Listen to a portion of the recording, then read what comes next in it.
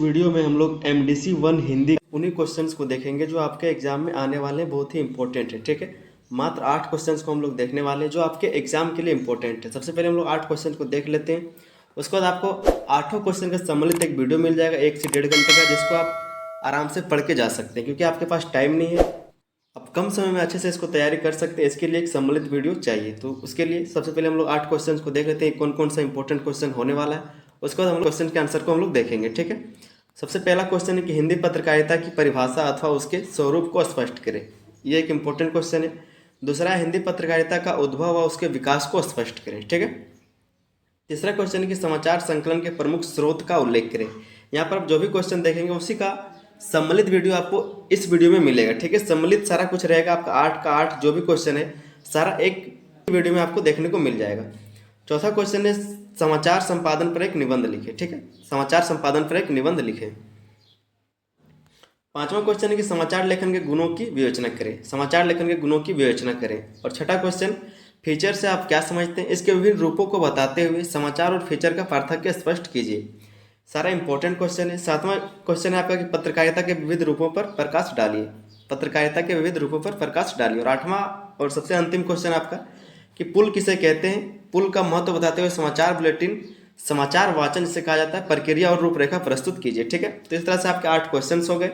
हम एक सम्मिलित वीडियो बना रहे हैं इसमें, जहां से हम पहला क्वेश्चन से शुरू करेंगे। ठीक है, पहला क्वेश्चन आपका क्या है, हिंदी पत्रकारिता की परिभाषा अथवा उसके स्वरूप को स्पष्ट करें। आइए समझते हैं इस क्वेश्चन के आंसर को, फिर बारी बारी से सारे 8 क्वेश्चन को हम लोग एक ही वीडियो में जानेंगे। ठीक है, समझते हैं पहले क्वेश्चन को।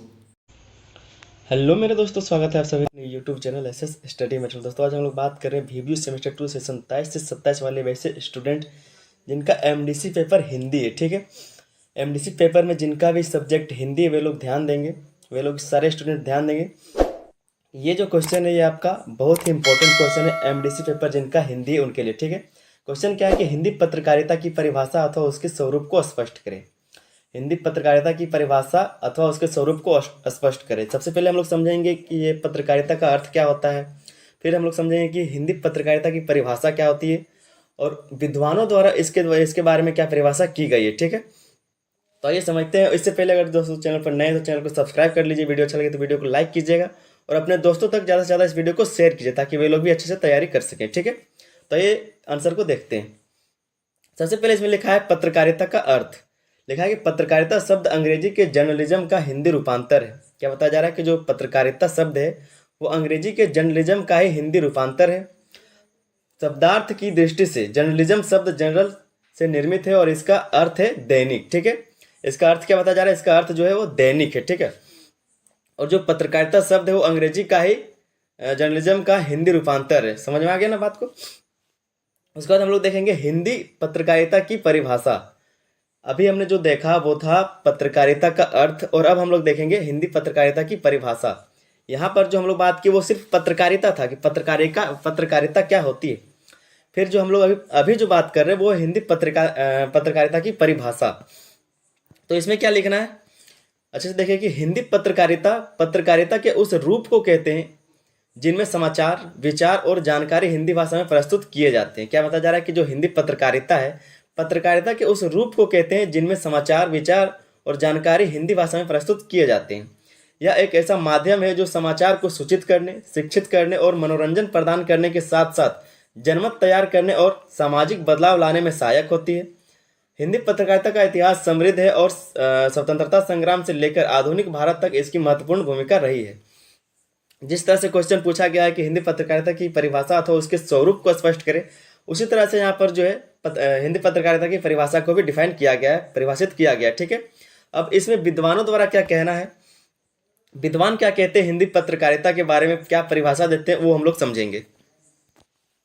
इसमें लिखा है कि हिंदी पत्रकारिता का विद्वानों द्वारा की गई परिभाषा। अब जो विद्वान है जिन्होंने किताब लिखा है या फिर उनके बारे में उनके पास जानकारी है तो वो लोग क्या कहते हैं। जो सबसे पहले विद्वान है डॉक्टर हजारी प्रसाद द्विवेदी, ये एक राइटर भी हैं। तो देखिए ये क्या कहते हैं हिंदी पत्रकारिता के बारे में। ठीक है, ये लिखते हैं कि हिंदी पत्रकारिता केवल समाचार देने का माध्यम नहीं है बल्कि यह समाज के नैतिक और बौद्धिक उत्थान का महत्वपूर्ण साधन है। क्या कह रहे हैं कि हिंदी पत्रकारिता केवल समाचार देने का माध्यम नहीं है बल्कि यह समाज के नैतिक और बौद्धिक उत्थान का महत्वपूर्ण साधन है।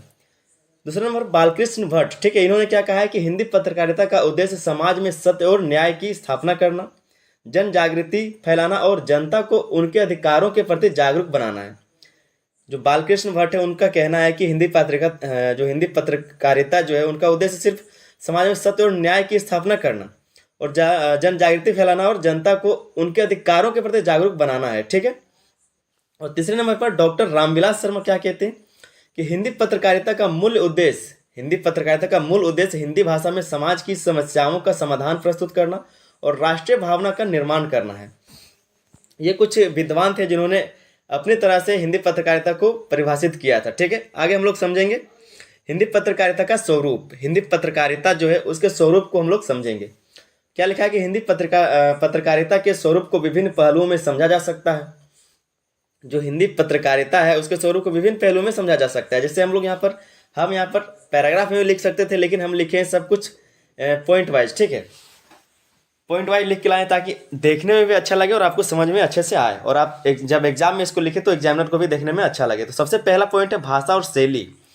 इसका जो स्वरूप है वो कैसा होना चाहिए, तो सबसे पहले इसमें भाषा और शैली का अच्छा होना चाहिए, तो वही लिख के लाएं पॉइंट वाइज। तो आपको समझना है कि हिंदी पत्रकारिता में भाषा सरल, सुगम और आम जनमानस के समझने योग्य होती है। हिंदी का जो पत्रकारिता होता है उसमें भाषा कैसा है, तो सरल, सुगम और आम जनमानस के समझने योग्य होती है। मतलब कि भाषा सरल होनी चाहिए, सुगम होनी चाहिए, और जो आम जनमानस मतलब आम लोगों को समझ में आनी चाहिए, ठीक है। फिर आगे लिखा है कि इसकी शैली स्पष्ट, प्रभावशाली और संवादात्मक होती है ताकि पाठक आसानी से जुड़ सके। और इसकी जो शैली है स्पष्ट, प्रभावशाली और संवादात्मक होती है ताकि जो पाठक, जो पढ़ने वाला है, वो आसानी से इससे कनेक्ट हो सके, ठीक है। दूसरा जो इसका स्वरूप है वो विषय वस्तु है। विषय वस्तु में क्या है कि हिंदी पत्रकारिता का मुख्य उद्देश्य समाज को विभिन्न मुद्दों पर जानकारी देना है। हिंदी पत्रकारिता का जो मुख्य उद्देश्य है वो समाज को विभिन्न मुद्दों पर जानकारी देना है। इसमें राजनीतिक, सामाजिक, सांस्कृतिक, आर्थिक और पर्यावरणीय विषयों के साथ साथ मनोरंजन, खेल और प्रौद्योगिकी जैसे विविध विषय शामिल होते हैं। इसका जो विषय वस्तु है, इसके स्वरूप का जो विषय वस्तु वो क्या है, तो हिंदी पत्रकारिता का मुख्य उद्देश्य जो है समाज को विभिन्न मुद्दों पर जानकारी देना। इसमें राजनीतिक, सामाजिक, सांस्कृतिक, आर्थिक और पर्यावरणीय विषयों के साथ साथ मनोरंजन का भी है, खेल और प्रौद्योगिकी जैसे विविध विषय शामिल होते हैं। दोस्तों हम लोग जो बात कर रहे हैं वो है जर्नलिज्म के बारे में, ठीक है, पत्रकारिता के बारे में, लेकिन यहाँ पर पूछा गया है हिंदी पत्रकारिता के बारे में, ठीक है, तो उसी के बारे में हम लोग को जवाब देना है। इसी में जो तीसरा पॉइंट है माध्यम, ठीक है। हिंदी पत्रकारिता के अंतर्गत निम्नलिखित माध्यम आते हैं। इसका जो स्वरूप हम लोग अभी बता रहे हैं, तो स्वरूप के ही अंतर्गत एक माध्यम है जिसके क्या बोलते हैं कि हिंदी पत्रकारिता के अंतर्गत निम्नलिखित माध्यम आते हैं, तो उसी को हम लोग समझेंगे। सबसे पहला जो पॉइंट है वो है मुद्रित माध्यम, दूसरा है प्रसारण माध्यम और तीसरा डिजिटल माध्यम। तो किस तरह से जो पत्रकारिता है उसको समझाया जाता है, तो मुद्रित माध्यम क्या है कि समाचार पत्र, पत्रिकाएं और जर्नल, उदाहरण जैसे हिंदी केसरी या फिर नवभारत टाइम्स।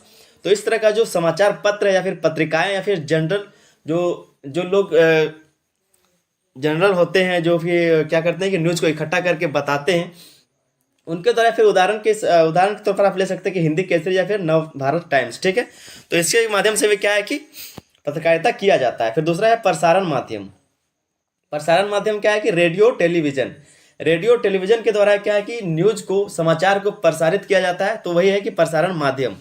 और तीसरा आपका है डिजिटल माध्यम। डिजिटल माध्यम में क्या है, ऑनलाइन पोर्टल से, ब्लॉग है और सोशल मीडिया से, ब्लॉग से और ऑनलाइन पोर्टल से फेसबुक हो गया, यूट्यूब हो गया और कई चीज़ें हैं। तो इसके द्वारा भी क्या है कि डिजिटल माध्यम द्वारा इसको प्रसारित किया जाता है। फिर आपका चौथा जो लोकप्रियता, पत्रकारिता में जो हम लोग स्वरूप डिफाइन कर रहे हैं उसमें क्या है कि लोकप्रियता, ठीक है, उसको कैसे लिखेंगे, तो यह भारत में सबसे अधिक जनसंख्या तक पहुंचने वाली पत्रकारिता है। ये जो हिंदी पत्रकारिता है, जो लोकप्रियता के कारण क्या है कि यह भारत में सबसे अधिक जनसंख्या तक पहुंचने वाली पत्रकारिता है। लोकप्रियता का मतलब समझ रहे ना कि जितना लोकप्रिय रहेगा उतना लोगों तक ये पहुंचेगा। तो हिंदी पत्रकारिता जो है वो लोकप्रियता है, मतलब उसका जो लोकप्रियता है, लोग उसको पसंद करते हैं। तो यही कारण है कि यह भारत में सबसे अधिक जनसंख्या तक पहुंचने वाली पत्रकारिता है।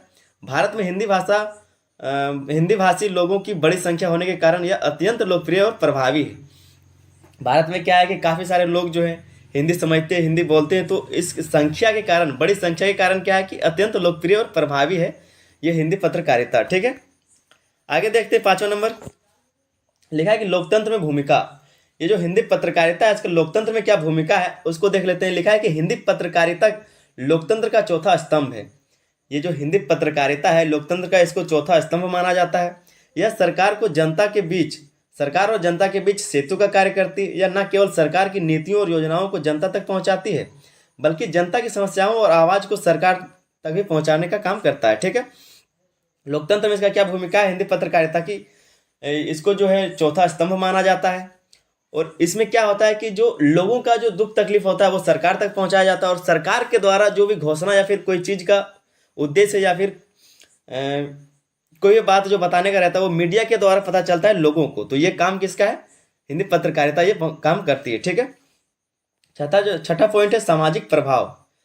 हिंदी जो पत्रकारिता है उसका सामाजिक प्रभाव क्या है, तो हिंदी पत्रकारिता में भारतीय समाज में जागरूकता लाने, शिक्षा के प्रसार और राष्ट्रीय एकता को बढ़ावा देने में महत्वपूर्ण योगदान दिया है। सामाजिक प्रभाव में बताया जा रहा है कि जो हिंदी पत्रकारिता है उससे क्या है कि भारतीय समाज में जागरूकता लाने, शिक्षा के प्रसार और राष्ट्रीय एकता को बढ़ावा देने में महत्वपूर्ण योगदान दिया है। स्वतंत्रता संग्राम के दौरान हिंदी पत्रकारिता ने जनमत को प्रेरित किया और समाज में एकता और जागरूकता का वातावरण बनाया। बताया जा रहा है कि जब स्वतंत्रता संग्राम मतलब कि जब आज़ादी के समय में 1857 या फिर 1947 के बीच का ये जो समय था, इस समय क्या है कि हिंदी पत्रकारिता है ने क्या किया कि जनमत को प्रेरित किया और समाज में एकता और जागरूकता का वातावरण बनाया। मतलब जो समाचार पत्र या फिर जो पत्रिकाएं उन्हीं के द्वारा क्या है कि लोगों को एक साथ जोड़ा जाता था, राष्ट्रीय हित के बारे में बताया जाता था और देश को कैसे आज़ाद कराना इसके बारे में बताया जाता था। तो जो आक्रोश था या फिर जो भी भावनाएं थी उसको प्रेरित करने के लिए ये जो चीज़ें हैं हिंदी पत्रकारिता ये बहुत ही योगदान दिया था उस समय। ठीक है, आगे हम लोग देखते हैं इसके महत्वपूर्ण पहलू को, हिंदी पत्रकारिता के महत्वपूर्ण पहलू को देखते हैं। तो इसमें क्या है कि सत्य और निष्पक्षता, ये कुछ महत्वपूर्ण पहलू है सत्य और निष्पक्षता की। लिखा है कि हिंदी पत्रकारिता में सत्य और निष्पक्षता को प्राथमिकता दी जाती है। मतलब जो हिंदी पत्रकारिता है उसमें जो सच है और जो निष्पक्षता है उसको ज़्यादा प्राथमिकता दी जाती है, प्रायोरिटी दिया जाता है। ठीक है, दूसरा पॉइंट है कि जनसंपर्क और जन जागरूकता या लोगों को उनके अधिकारों और कर्तव्यों के प्रति जागरूक बनाती है। हिंदी पत्रकारिता जो है अपने पत्र के द्वारा, समाचार पत्र के द्वारा या फिर पत्रिकाओं के द्वारा क्या करते हैं कि लोगों को उनके अधिकारों और कर्तव्यों के प्रति जागरूक बनाने का काम करता है। तीसरा जो पॉइंट है कि सामाजिक बदलाव कैसे लाता है हिंदी पत्रकारिता, तो यहाँ पर लिखा है कि समाज में सुधार लाने और कुरीतियों को समाप्त करने का प्रयास करती है। जो आपका हिंदी पत्रकारिता है वो समाज में सुधार लाने और कुरीतियों को समाप्त करने का प्रयास करती है। तो इसी में लिखा है कि सामाजिक बदलाव। इसके बाद इसके निष्कर्ष को हम लोग देख लेंगे। एक छोटा सा निष्कर्ष भी लिख देना है आप लोगों को एग्जाम में भी, ताकि ये जो आंसर है वो बेहतर लगे देखने में भी। और जो ऊपर जो चीज़ें लिखी हुई है वो नीचे 4-5 लाइन में डिफाइन कर दिया जाए, बता दिया जाए, तो एग्जामिनर यही पढ़ के समझ सके। ठीक है, तो निष्कर्ष में क्या लिखना है कि हिंदी पत्रकारिता केवल समाचार प्रदान करने का साधन नहीं है। हिंदी पत्रकारिता केवल समाचार प्रदान करने का साधन नहीं है बल्कि यह समाज की आवाज़ है। यह समाज के विभिन्न वर्गों को जोड़ने, समस्याओं को उजागर करने और समाधान की दिशा में पहल करने का माध्यम है। क्या बताया जा रहा है कि समाचार प्रदान करने का सिर्फ कोई साधन नहीं है बल्कि यह समाज की आवाज़ को, समाज के विभिन्न वर्गों को जोड़ने, समस्याओं को उजागर करने और समाधान की दिशा को पहल के माध्यम में ये एक माध्यम है। वर्तमान युग में हिंदी पत्रकारिता ने डिजिटल प्लेटफॉर्म पर अपनी पहचान बनाई है और यह आने वाले समय में भी समाज के निर्माण में महत्वपूर्ण भूमिका निभाती रहेगी। ठीक है, तो ये जो हिंदी पत्रकारिता है इसका जो लोकप्रियता है वो धीरे धीरे बढ़ता जा रहा है। पहले जो है इसका शुरुआत हुआ था पत्र के द्वारा, समाचार पत्रों के द्वारा लिखने के द्वारा, और आज जो है ये सोशल मीडिया तक पहुंच गया है। ठीक है, डिजिटल तक पहुंच गया है, सारा कुछ जो है डिजिटल होने लगा है। न्यूज़ जो सुनते हैं आप टीवी में एंकर लोग कैसे बताते हैं, उसी का जो है फेसबुक में आ गया, यूट्यूब पर आ गया है, सारा कुछ में आप देख सकते हैं डिजिटल तरीके से। ठीक है, तो इसी के बारे में क्वेश्चन था जिसका आंसर अभी आपने देखा। दोस्तों अगर चैनल पर नए थे चैनल को सब्सक्राइब करना बिल्कुल भी ना भूलें, चैनल को जरूर से जरूर सब्सक्राइब कर ले और अपने दोस्तों तक इस वीडियो को ज़्यादा से ज़्यादा शेयर करें। मिलते हैं किसी अगले वीडियो में अगले सवाल के साथ, तब तक के लिए धन्यवाद, जय हिंद। तो मेरे दोस्तों स्वागत है आप सभी का आपके अपने YouTube channel SS study material पर। दोस्तों ये जो क्वेश्चन है ये आपका विनोबा यूनिवर्सिटी का सेमेस्टर 2 सेशन 23 से 27 वाले वैसे स्टूडेंट जिनका एमडीसी में हिंदी सब्जेक्ट है। ठीक है, जिन भी स्टूडेंट ने एमडीसी में हिंदी सब्जेक्ट रखा हुआ है उनके लिए एक बहुत ही इंपॉर्टेंट क्वेश्चन है। तो आपका क्वेश्चन क्या है कि हिंदी पत्रकारिता का उद्भव व उसके विकास को स्पष्ट करें। हिंदी पत्रकारिता का उद्भव कैसे हुआ और उसका विकास कैसे हुआ किस समय में उसका विकास ज़्यादा हुआ और कब उसका डाउनफॉल आया था, तो उस चीज़ का हम लोग यहाँ पर बात करेंगे। ठीक है, इससे पहले दोस्तों कि अगर चैनल पर नए हैं तो चैनल को सब्सक्राइब जरूर करिए, साथ ही में अपने दोस्तों तक इस वीडियो को ज़्यादा से ज़्यादा शेयर कीजिए और बेल आइकन को दबाकर उस पर ऑल को सेलेक्ट करिए, ताकि यहाँ पर चैनल पर जो भी वीडियो हम अपलोड करें उसका नोटिफिकेशन जो आप तक पहुँचता रहे। ठीक है, तो ये इसका आंसर को देख लेते हैं। लिखा है कि हिंदी पत्रकारिता भारतीय समाज के सांस्कृतिक, सामाजिक और राजनीतिक जागरण की प्रक्रिया का अभिन्न हिस्सा रही है। बताया जा रहा है कि हिंदी पत्रकारिता जो है वो भारतीय समाज के सांस्कृतिक, सामाजिक और राजनीतिक जागरण की प्रक्रिया का अभिन्न हिस्सा रहा। इसका इतिहास समृद्ध और प्रेरणादायक है, जिसने समाज को जागरूक और संगठित करने में महत्वपूर्ण भूमिका निभाई है। हिंदी पत्रकारिता ने क्या किया है कि समाज को जागरूक और संगठित करने में महत्वपूर्ण भूमिका निभाया है। फिर इसके बाद हम लोग देखेंगे कि हिंदी पत्रकारिता का उद्भव, हिंदी पत्रकारिता का उदय कहाँ से हुआ, कब इसका शुरुआत हुआ था, उसके बारे में हम लोग जानेंगे। ठीक है, तो सबसे पहला जो इसमें जो दिया हुआ है उद्भव में, वो है प्रारंभिक दौर। कब इसका शुरुआत हुआ था, तो प्रारंभिक दौर 1826 से 1857 के बीच में क्या क्या हुआ था उसको जानेंगे। तो लिखा है कि हिंदी पत्रकारिता की शुरुआत 30 मई 1826 को उदंत मार्तंड नामक हिंदी के पहले समाचार पत्र के प्रकाशन से हुई। जो हिंदी पत्रकारिता का, हिंदी समाचार पत्र का जो सबसे पहला शुरुआत हुआ था वो कब हुआ था, तो 30 मई 1826 को, और उसका नाम क्या था, तो उदंत मार्तंड। ठीक है, उदंत मार्तंड नाम हिंदी के सबसे पहले समाचार पत्र का प्रकाशन हुआ था। आगे लिखा है कि इसे पंडित जुगल किशोर शुक्ल ने कलकत्ता, और आज के समय में जो कोलकाता है उसी में लिखा है कि इसे पंडित जुगल किशोर शुक्ल ने कलकत्ता से प्रकाशित किया। और ये जो समाचार पत्र है इसको किसने प्रकाशित किया था, तो पंडित जुगल किशोर शुक्ल ने कलकत्ता से। ठीक है, जगह का नाम याद रखेंगे, कलकत्ता, नाम क्या है, तो पंडित जुगल किशोर, सबसे पहले इन्होंने प्रकाशित किया था। और जो सबसे पहला जो समाचार पत्र था उसका नाम क्या था, उदंत मार्तंड। ठीक है, यहाँ पर आप लोग देख सकते हैं उदंत मार्तंड नामक हिंदी का जो है पहला समाचार पत्र था। तो इसको प्रकाशित किसने किया था, पंडित जुगल किशोर शुक्ल ने। कहाँ पर, कलकत्ता में। ठीक है, आगे हम लोग देख लेते हैं। आगे इसमें लिखा है कि इसका लक्ष्य हिंदी भाषी जनता को समाचार और विचार प्रदान करना था। इसका जो लक्ष्य था, ये जो उदंत मार्तंड था, इसका लक्ष्य क्या था कि इसका लक्ष्य हिंदी भाषी जनता को समाचार और विचार प्रदान करना था। आगे लिखा है कि उदंत मार्तंड को पर्याप्त पाठक नहीं मिलने, उदंत मार्तंड को जो है पर्याप्त पाठक नहीं मिले और आर्थिक समस्याओं के कारण क्या है कि इसे 1827 में बंद करना पड़ा। मतलब ये जो समाचार पत्र है उदंत मार्तंड, इसको पर्याप्त पाठक नहीं मिले, मतलब पढ़ने वाले लोग इसको नहीं मिले, जिसके कारण क्या है कि आर्थिक कारण से इसको बंद कर देना पड़ा 1827 में। 1826 में शुरू हुआ, उसके बाद 1827 में इसको बंद कर देना पड़ा, क्योंकि पढ़ने वाला कोई नहीं था। अगला पॉइंट है कि इस दौर में अन्य भाषाओं जैसे बंगाली और फारसी का वर्चस्व था। और इसी समय क्या है कि जो बंगाली और फारसी भाषा में समाचार पत्र आते थे उनका वर्चस्व था, उनका उस समय टाइम था। ठीक है, फिर दूसरा पॉइंट है कि 1857 के स्वतंत्रता संग्राम और हिंदी पत्रकारिता। 1857 में का जो स्वतंत्रता संग्राम था उसमें हिंदी पत्रकारिता का क्या रोल रहा है, क्या भूमिका रहा है, उसको हम लोग देखेंगे। लिखा है कि 1857 के स्वतंत्रता संग्राम के दौरान हिंदी पत्रकारिता ने जागरूकता फैलाने और क्रांति की भावना को प्रोत्साहित करने की अहम भूमिका निभाई। 1857 में जो स्वतंत्रता संग्राम हुआ था उसके दौरान क्या है कि हिंदी पत्रकारिता ने जागरूकता फैलाने और क्रांति की भावना को प्रोत्साहित करने में अहम भूमिका निभाई। जैसे कई देश के कई कोने से लोग आते थे, तो वहाँ तक आवाज़ कैसे पहुँचता था, पत्र के जरिए ही, पत्रकारिता के जरिए ही लोग समाचार पत्र के जरिए चीज़ों को समझते थे, सुनते थे, तब जाके कहीं पर एक इकट्ठा होते थे और चीज़ों को डिस्कस किया जाता था। ठीक है, फिर आगे लिखा है कि उल्लेखनीय पत्र। इस समय के जो उल्लेखनीय पत्र, उस समय के जो चालू पत्र हैं वो कौन से थे, तो समाचार सुधा वर्षन 1844 में इसको लाया गया था। बनारस अखबार 1845 में इसका शुरुआत हुआ था। इन अखबारों ने ब्रिटिश शासन के खिलाफ लोगों में चेतना जागृत की। और ये सब जो समाचार पत्र या फिर अखबार जो है, इन्होंने क्या किया कि ब्रिटिश शासन के खिलाफ लोगों में चेतना जागृत किया। ठीक है, ब्रिटिश शासन के खिलाफ जानकारी दिया गया कि वो लोग कैसे हैं और उनका क्या विचार है, उसके बारे में इनको बताने का काम किया गया था। फिर आगे देखते हैं क्या लिखा है। आगे लिखा है कि हिंदी पत्रकारिता का विकास। और हिंदी पत्रकारिता का उद्भव को हमने समझा कि कैसे उसका उदय हुआ था, कहाँ से शुरुआत हुआ था। अब हम लोग जानेंगे हिंदी पत्रकारिता का विकास कैसे हुआ। ठीक है, डाउनफॉल देख लिया, 1827 में उसका डाउनफॉल हुआ था। अब यहाँ से देखेंगे हिंदी पत्रकारिता का विकास को। तो इसमें सबसे पहला पॉइंट है स्वतंत्रता संग्राम के समय, मतलब 1857 से 1947 के बीच का समय है। ठीक है, स्वतंत्रता संग्राम के समय इस दौर में हिंदी पत्रकारिता ने राष्ट्रीय आंदोलन का मुख्य साधन बनकर काम किया। और इस दौर में क्या है कि जो हिंदी पत्रकारिता है वो राष्ट्रीय आंदोलन का मुख्य साधन बनकर इसमें काम किया था हिंदी पत्रकारिता ने, ठीक है।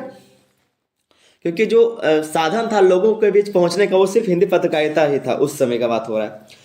इसमें लिखा है कि महत्वपूर्ण समाचार पत्र और पत्रिकाएं, और उस समय 1857 से 1947 के बीच जो हिंदी पत्रिकाएं या फिर पत्र थे, समाचार पत्र थे, उनमें से जो कुछ महत्वपूर्ण है समाचार पत्र वो क्या है, तो है भारत मित्र जो 1878 में हुआ था, स्वतंत्रता और समाज सुधार पर केंद्रित था। ये जो समाचार पत्र था भारत मित्र, ये स्वतंत्रता और समाज सुधार पर केंद्रित था। दूसरा है हिंदी केसरी, ये 1961 में गणेश शंकर विद्यार्थी द्वारा प्रकाशित जो स्वतंत्रता संग्राम का प्रमुख माध्यम बना। ये एक माध्यम बना किसके लिए, तो स्वतंत्रता संग्राम के लिए। और किसके द्वारा ये प्रकाशित किया गया था, तो गणेश शंकर विद्यार्थी के द्वारा। तीसरा जो समाचार पत्र आर्यावर्त और हिंदी बंगवासी, ठीक है, आर्यावर्त और हिंदी बंगवासी, इसका क्या काम था, समाज सुधार और स्वतंत्रता की भावना को उभारा। ये जो समाचार पत्र है आर्यावर्त और हिंदी बंगवासी, ये क्या करता था कि समाज सुधार और स्वतंत्रता की भावना को उभारता था, बताया जाता था इसके माध्यम से, ठीक है। और अगला जो है प्रताप, किसानों और मजदूरों की समस्याओं को उठाने वाला। मतलब ये जो प्रताप समाचार पत्र है ये क्या करता था, किसानों और मजदूरों की समस्याओं को उठाने का काम करता था। ये आगे देख लेते हैं इसका नेतृत्व कौन करता था। तो ये जो सारे पत्रिकाएं या फिर समाचार पत्र उसका नेतृत्व कौन करता था, नेतृत्व करने के लिए बाल गंगाधर तिलक, महात्मा गांधी और जवाहरलाल नेहरू जैसे नेताओं ने हिंदी पत्रकारिता का प्रभावी उपयोग किया। इनके द्वारा क्या है कि जो भी यहाँ पर नाम देख रहे हैं, बाल गंगाधर तिलक, महात्मा गांधी या फिर जवाहरलाल नेहरू, इन नेताओं ने क्या किया कि हिंदी पत्रकारिता का प्रभावी उपयोग किया। उन्होंने इसके माध्यम से लोगों को जोड़ा, ठीक है। उसके नीचे इन्हीं के किताब के बारे में लिखा है कि हरिजन, यंग इंडिया और नवजीवन जैसे पत्र स्वतंत्रता संग्राम के हथियार बने। ये जो किताबें इन्होंने लिखे थे, ठीक है। फिर है आपका विकास में ही दूसरा पॉइंट जो है स्वतंत्रता के बाद का दौर। जो हिंदी पत्रकारिता का विकास है वो स्वतंत्रता के बाद कैसा रहा, 1947 से 1990 के बीच।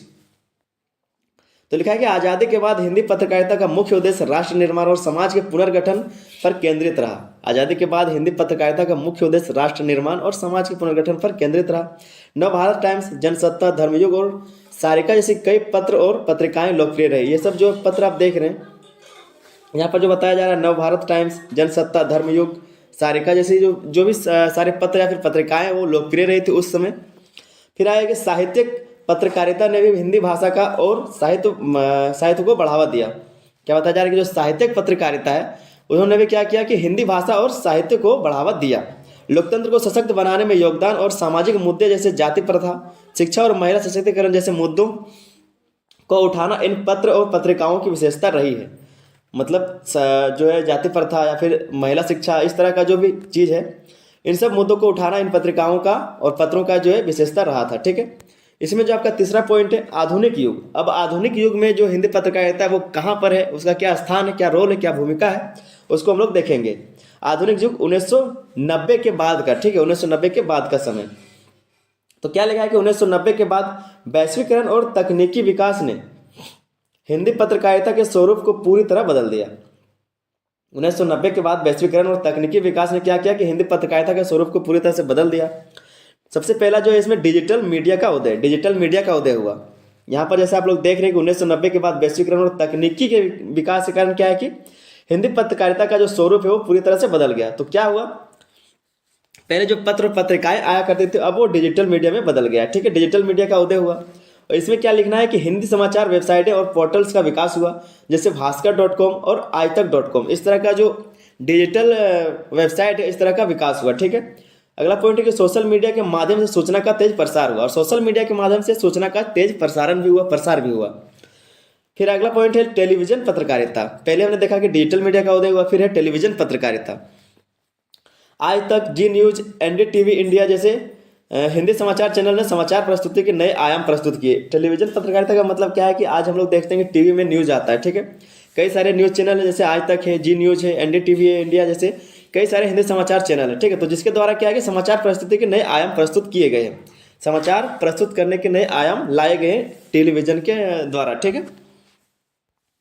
अगला जो पॉइंट है वो प्रकाशन और पाठक संख्या में वृद्धि। इसमें क्या है कि हिंदी समाचार पत्र जैसे दैनिक जागरण, दैनिक भास्कर और हिंदुस्तान भारत के सबसे अधिक प्रसारित समाचार पत्र बन गए। यहाँ पर लगभग आप सभी घरों में देखते हो कि दैनिक भास्कर, दैनिक जागरण या फिर हिंदुस्तान जैसे ही समाचार पत्र जो वहाँ पर पहुँचाए जाते हैं मिलते हैं आपको देखने को मिलेंगे। ठीक है, तो इसमें क्या है कि क्या बताया गया कि प्रकाशन और पाठक संख्या में वृद्धि होने के कारण ये सब विकास हुआ है। फिर अगला जो पॉइंट है कि हिंदी पत्रकारिता के विकास के प्रमुख कारक। ये जो हिंदी पत्रकारिता है उसका जो विकास का जो कुछ प्रमुख कारक है वो क्या है, तो सामाजिक जागरूकता। हिंदी पत्रकारिता ने सामाजिक सुधार और सामाजिक मुद्दों को उठाने में अहम भूमिका निभाई है। हिंदी पत्रकारिता का जो विकास होने का प्रमुख कारक वो कौन सा है? हिंदी पत्रकारिता ने समाज सुधार और सामाजिक मुद्दों को उठाने का अहम भूमिका निभाया, जिसके कारण क्या है कि इसका विकास होता जा रहा है। वही लिखा है कि सामाजिक जागरूकता। अगला है राष्ट्रीय आंदोलन। लिखा है कि स्वतंत्रता संग्राम के दौरान हिंदी पत्रकारिता ने जनता में राष्ट्रीय भावना और क्रांति की चेतना पैदा की। जब 1857 से 1947 का बीच में जब स्वतंत्रता संग्राम चला था उसके दौरान क्या है कि हिंदी पत्रकारिता ने जनता में राष्ट्रीय भावना और क्रांति की चेतना पैदा की। तो इसके ये भी एक कारक है जो हिंदी पत्रकारिता के विकास में एक अहम भूमिका निभाता है। ठीक है, अगला जो है भाषाई विकास। भाषाई विकास में क्या है कि हिंदी पत्रकारिता ने हिंदी भाषा को समृद्ध और लोकप्रिय बनाया। हिंदी पत्रकारिता ने जो है हिंदी भाषा को समृद्ध और लोकप्रिय बनाया। हिंदी पत्रकारिता के द्वारा ही हिंदी भाषा को क्या है समृद्ध और लोकप्रिय बनाया जा सका। अगला जो पॉइंट है तकनीकी प्रगति। डिजिटल मीडिया और तकनीकी साधनों ने हिंदी पत्रकारिता को सशक्त बनाया। डिजिटल मीडिया तकनीकी साधनों ने हिंदी पत्रकारिता को क्या सशक्त बना दिया। आज देखते हैं कि आप सारे लगभग सभी जो भी डिजिटल ऐप्स है आपका, जो भी सारा कुछ ऐप्स है आपका जो आपके फ़ोन में, सब में कुछ ना कुछ न्यूज़ देखने को रहता है। ठीक है, कुछ ना कुछ आपको न्यूज़ देखने को मिल जाएगा। तो तकनीकी जो प्रगति है इसके कारण भी जो है हिंदी पत्रकारिता का विकास हुआ है। और इसके बाद हम लोग एक छोटा सा निष्कर्ष को लिखेंगे और उसके बाद ये जो क्वेश्चन आपका खत्म हो जाएगा। ठीक है, निष्कर्ष में क्या लिखना है, तो हिंदी पत्रकारिता का उद्भव और विकास केवल सूचना देने का साधन नहीं है बल्कि यह समाज को जागरूक और प्रेरित करने का माध्यम भी है। इसकी यात्रा उदंड मार्तंड के प्रकाशन से शुरू होकर डिजिटल युग तक पहुंच चुकी है। हिंदी पत्रकारिता ने हर युग में अपनी प्रासंगिकता रखी है और आने वाले समय में भी यह समाज और राष्ट्र के विकास में अपनी भूमिका निभाती रहेगी। तो ये आपका एक छोटा सा निष्कर्ष हो गया। जो भी ऊपर लिखे उसको 4-5 लाइन में आपको नीचे लिख देना है निष्कर्ष के तौर पर, ताकि जो आंसर है वो आपको देखने में अच्छा लगे और एग्जामिनर भी नंबर दे सके। ठीक है, तो चलिए मिलते हैं अगले साल के साथ अगले वीडियो में। तब तक के लिए धन्यवाद। जय हिंद। हेलो मेरे दोस्तों, स्वागत है आप सभी का आपके अपने YouTube channel SS study method में। दोस्तों हम लोग देखने वाले हैं आज सेमेस्टर 2 का एमडीसी हिंदी का बहुत ही इंपॉर्टेंट क्वेश्चन, जो कि है आपका समाचार संकलन के प्रमुख स्रोत का उल्लेख करें। ठीक है, सबसे पहले दोस्तों हम लोग समझेंगे समाचार क्या होता है, फिर समझेंगे समाचार संकलन क्या होता है और ये जो समाचार संकलन है इसके प्रमुख स्रोत क्या है। ठीक है, तो सब कुछ हम लोग जानेंगे बारे बारे। सबसे पहले आप एक बैकग्राउंड के तरीके से समझिए कि समाचार संकलन होता क्या है। समाचार का मतलब क्या होता है? समाचार वो होता है जिसको हम लोग सुनते हैं, जो हाल ही में घटित हुआ होता है या फिर जो पास्ट में हमारे घटना हुआ है। ठीक है, उसके बारे में जब हम लोग जानते हैं, सुनते हैं या फिर टीवी से, मोबाइल से या फिर रेडियो से, कहीं से भी सुनते हैं, उसी को बोलते हैं समाचार। और समाचार संकलन का मतलब क्या होता है? समाचार संकलन का मतलब होता है कि किसी घटना या फिर किसी विषय या फिर किसी व्यक्तिगत चीज़ों के बारे में जानकारी, ठीक है, जानकारी को इकट्ठा करके प्रस्तुत करने योग्य बनाना, जिसके बारे में कि जो पत्रकार है या फिर जो एंकर है वो लोगों को उसके बारे में बता सके, उसी को बोलते हैं समाचार संकलन। ठीक है, कि वहाँ से समाचार को जुटाया और फिर लोगों के बीच में उसको प्रस्तुत कर रहा है, प्रसारित किया जा रहा है। ठीक है, तो उसी को बोलते हैं समाचार संकलन। अब इसके जो प्रमुख स्रोत हैं जहाँ से इनको इकट्ठा किया जाता है वो कौन कौन से हैं, उसी को हम लोग जानेंगे अभी वीडियो में आगे। तो चैनल पर अगर नए हैं तो चैनल को सब्सक्राइब कर लीजिए, क्योंकि सारा विषय का तैयारी जो है सारा सेमेस्टर का इसी चैनल पर आप लोग को कराया जाएगा। और सही वीडियो में बिल्कुल आप लोग आए हैं तो चैनल को सब्सक्राइब कर लीजिए। आज हम लोग बहुत ही बेहतर तरीके से जानेंगे समाचार संकलन होता क्या है और इसके जो प्रमुख स्रोत है वो क्या है। ठीक है, तो आइए वीडियो को शुरू करते हैं। इसके आंसर को कैसे लिखना है वो जानते हैं। सबसे पहले लिखना है कि समाचार संकलन का अर्थ। समाचार संकलन होता क्या है उसके बारे में देख लेते हैं। तो लिखा है कि समाचार संकलन का अर्थ है घटनाओं, सूचनाओं, विचारों और तथ्यों को इकट्ठा करना और उन्हें प्रस्तुत करने योग्य बनाना। इसी को बोलते हैं समाचार संकलन। ठीक है, कि कोई घटना, विचार, सूचना या फिर तथ्यों को इकट्ठा किया, उसके बाद उसको प्रस्तुत करने योग्य बनाया गया, उसी को बोलते हैं समाचार संकलन। आगे हम लोग देखते हैं कि समाचार को संकलित करना पत्रकारिता की सबसे महत्वपूर्ण प्रक्रिया है। पत्रकार या रिपोर्टर इसके लिए विभिन्न स्रोतों का उपयोग करते हैं। समाचार के स्रोतों को मुख्य रूप से 2 भागों में विभाजित किया जा सकता है और ये जो समाचार संकलन का जो प्रमुख स्रोत है उसको मुख्यतः 2 भागों में बांटा जाता है। पहला जो है आपका प्राथमिक स्रोत और दूसरा है आपका द्वितीय स्रोत। ये दोनों होता क्या है? इसी को हम लोग आगे वीडियो में जानेंगे, ठीक है। तो वीडियो को आप लोग अंत तक देखिए, बहुत ही अच्छे से आपको समझ में आएगा और आपको दोबारा पढ़ना नहीं पड़ेगा। और ये एमडीसी पेपर आपका जो हिंदी है, ये ऐसा सब्जेक्ट है जहाँ पर आप अच्छा नंबर ला सकते हैं। सिलेबस आपका छोटा है तो यहाँ पर आपका अच्छा नंबर आएगा, इसलिए आप वीडियो को पूरा देखिए, सारे क्वेश्चन को आप लोग देखिए। सारा क्वेश्चन इस चैनल पर करा दिया जा रहा है, कुछ करा दिया गया और आगे करा दिया जाएगा बहुत ही जल्दी, ठीक है। तो आइए देखते हैं प्राथमिक स्रोत क्या है और द्वितीय स्रोत क्या है। सबसे पहले हम लोग जानते हैं कि प्राथमिक स्रोत क्या है। तो इसमें है कि प्राथमिक स्रोत वे होते हैं जिनसे समाचार सीधे प्राप्त होता है और ये सबसे सटीक और विश्वसनीय माने जाते हैं। प्राथमिक स्रोत क्या है, मतलब कोई डायरेक्ट फेस टू फेस बात करके लाया या फिर कोई घटनास्थल पर मौजूद था, तो इस तरह का जो समाचार बनता है जहां पर वो उन्होंने खुद देखा हुआ है, ठीक है। तो इसको बोलते हैं प्राथमिक स्रोत, जहां से न्यूज जो है डायरेक्ट एंकर के पास आ गया, जो संपादक है उसके पास, लोगों द्वारा जो न्यूज चैनल में काम करने वाले लोग हैं उनसे क्या है कि रिपोर्टर के माध्यम से डायरेक्ट न्यूज आ गया, तो इसको बोलते हैं प्राथमिक स्रोत। और द्वितीय स्रोत क्या है, द्वितीय स्रोत वो है जो क्या बोलते हैं कि कोई कंपनी से या फिर जो एफिलिएटेड होते हैं, जो जुड़े हुए होते हैं किसी चैनल के साथ, वो प्राइवेट कंपनियां ला के देती है न्यूज चैनल वालों को, उसके बाद वो न्यूज छापते हैं। तो इस तरह का जो चीज़ है उसको बोलते हैं द्वितीय स्रोत, और ये है आपका प्राथमिक स्रोत डायरेक्ट वाला, ठीक है। तो इसमें क्या क्या आता है उसको देख लेते हैं। सबसे पहले इसमें आता है व्यक्तिगत संपर्क। इसमें क्या होता है कि पत्रकार के व्यक्तिगत संपर्क समाचार संकलन के सबसे महत्वपूर्ण स्रोत हैं। क्या है कि जो व्यक्तिगत संपर्क है, पत्रकार के व्यक्तिगत संपर्क समाचार संकलन के सबसे महत्वपूर्ण स्रोत होते हैं। इनसे तुरंत और सटीक जानकारी मिलती है, जैसे राजनेता, अधिकारी, सामाजिक कार्यकर्ता, व्यवसायी आदि। इसमें क्या होता है कि जो व्यक्तिगत संपर्क होता है, डायरेक्ट कोई रिपोर्टर गया जाके कोई राजनेता फिर या फिर अधिकारी या फिर सामाजिक कार्यकर्ता, व्यवसायी से जाके बात किया, तो जो भी उनके पास बात करने के लिए चीज़ था, जो भी विषय था, उनसे उस विषय के बारे में बात किया और डायरेक्ट न्यूज ले लिया, ठीक है। तो ये आपका सीधा व्यक्तिगत संपर्क है, ये आपका प्राथमिक स्रोत में गिनती होगा आएगा, ठीक है। दूसरा जो है घटनास्थल। इसमें क्या है कि रिपोर्टर घटनास्थल पर जाकर प्रत्यक्ष रूप से जानकारी प्राप्त करता है, जैसे कि दुर्घटना, खेल आयोजन या फिर रैली कवरेज। इसमें क्या होता है कि जो भी रिपोर्टर होता है न्यूज चैनल का, वो घटनास्थल पर जाता है, चाहे उस घटना का कोई भी विषय हो, चाहे वहाँ पर खेल हो रहा है, फिर दुर्घटना कोई हो गया हो या फिर कुछ भी हुआ हो, ठीक है। तो वहाँ पर जाके सीधा वहाँ पर जा करके वहाँ से न्यूज को इकट्ठा करना, उसी को बोलते हैं घटनास्थल से। तो इसको बोलेंगे प्राथमिक स्रोत, ठीक है, कि वहाँ पर जाके डायरेक्ट रिपोर्टर ने न्यूज को इकट्ठा किया, जानकारी प्राप्त किया है। फिर आगे देखते हैं। तीसरा जो है आपका साक्षात्कार। साक्षात्कार का मतलब इंटरव्यू, ठीक है। किसी भी व्यक्ति का इंटरव्यू लिया जाता है किसी खास पर्पज से, किसी खास मतलब से, तो ये भी एक प्राथमिक स्रोत माना जाता है न्यूज़ का। इसमें क्या है कि संबंधित व्यक्ति से बातचीत के माध्यम से समाचार प्राप्त करना, यह विधि विशेष रिपोर्ट और विश्लेषण के लिए उपयोगी होता है। क्या बताया जा रहा है, जो साक्षात्कार है, यह किसी विशेष रिपोर्ट के लिए या फिर विश्लेषण के लिए उपयोग किया जाता है, ठीक है। साक्षात्कार, किसी का इंटरव्यू लिया जाता है किसी विषय में, खास विषय के बारे में। फिर चौथा जो है प्राथमिक स्रोत में, वो है आधिकारिक वाकव्य और प्रेस, ठीक है। आधिकारिक वाकव्य और प्रेस। तो प्रेस के द्वारा क्या है कि मान लीजिए कोई अधिकारी है, प्रेस को बुलाया गया और उसके बाद वहां पर जानकारी दिया गया, तो ये भी होता है प्राथमिक स्रोत। इसमें लिखना क्या है, लिखना है कि सरकार, संगठनों और कंपनियों द्वारा जारी किए गए बयान, ये स्रोत सूचना के लिए प्राथमिक माने जाते हैं। जहां पर क्या है कि कोई सरकार या फिर संगठन, कंपनी क्या है कि अपने द्वारा प्रेस को बुलाकर प्रेस कॉन्फ्रेंस करवाता है और ये एक न्यूज बनता है, ठीक है। तो ये भी आपका एक प्राथमिक स्रोत होकर डायरेक्ट न्यूज आ रहा है। पांचवा जो है वो है प्रत्यक्षदर्शी। इसमें क्या है कि जो व्यक्ति घटना का प्रत्यक्षदर्शी होता है उसकी जानकारी सबसे सटीक होती है, जैसे अपराध, दुर्घटना या फिर प्राकृतिक आपदा के साक्षी। ये जो प्रत्यक्षदर्शी है उसका मतलब क्या है, उसका मतलब है कि मान लीजिए आप कहीं पर ट्रैवल कर रहे थे किसी पहाड़ी इलाके में और आपने अपने आंखों से देखा है कि वहाँ पर लैंडस्लाइड हो रहा है, ठीक है, और वहाँ पर लैंडस्लाइड के कारण काफ़ी नुकसान हुआ या फिर जो भी वहाँ पर न्यूज़ बना। कई लोग ऐसे होते हैं जो उसको अपने फ़ोन में कैप्चर करके और सोशल मीडिया पर डालते हैं, तो ये आपका डायरेक्ट न्यूज़ हो गया।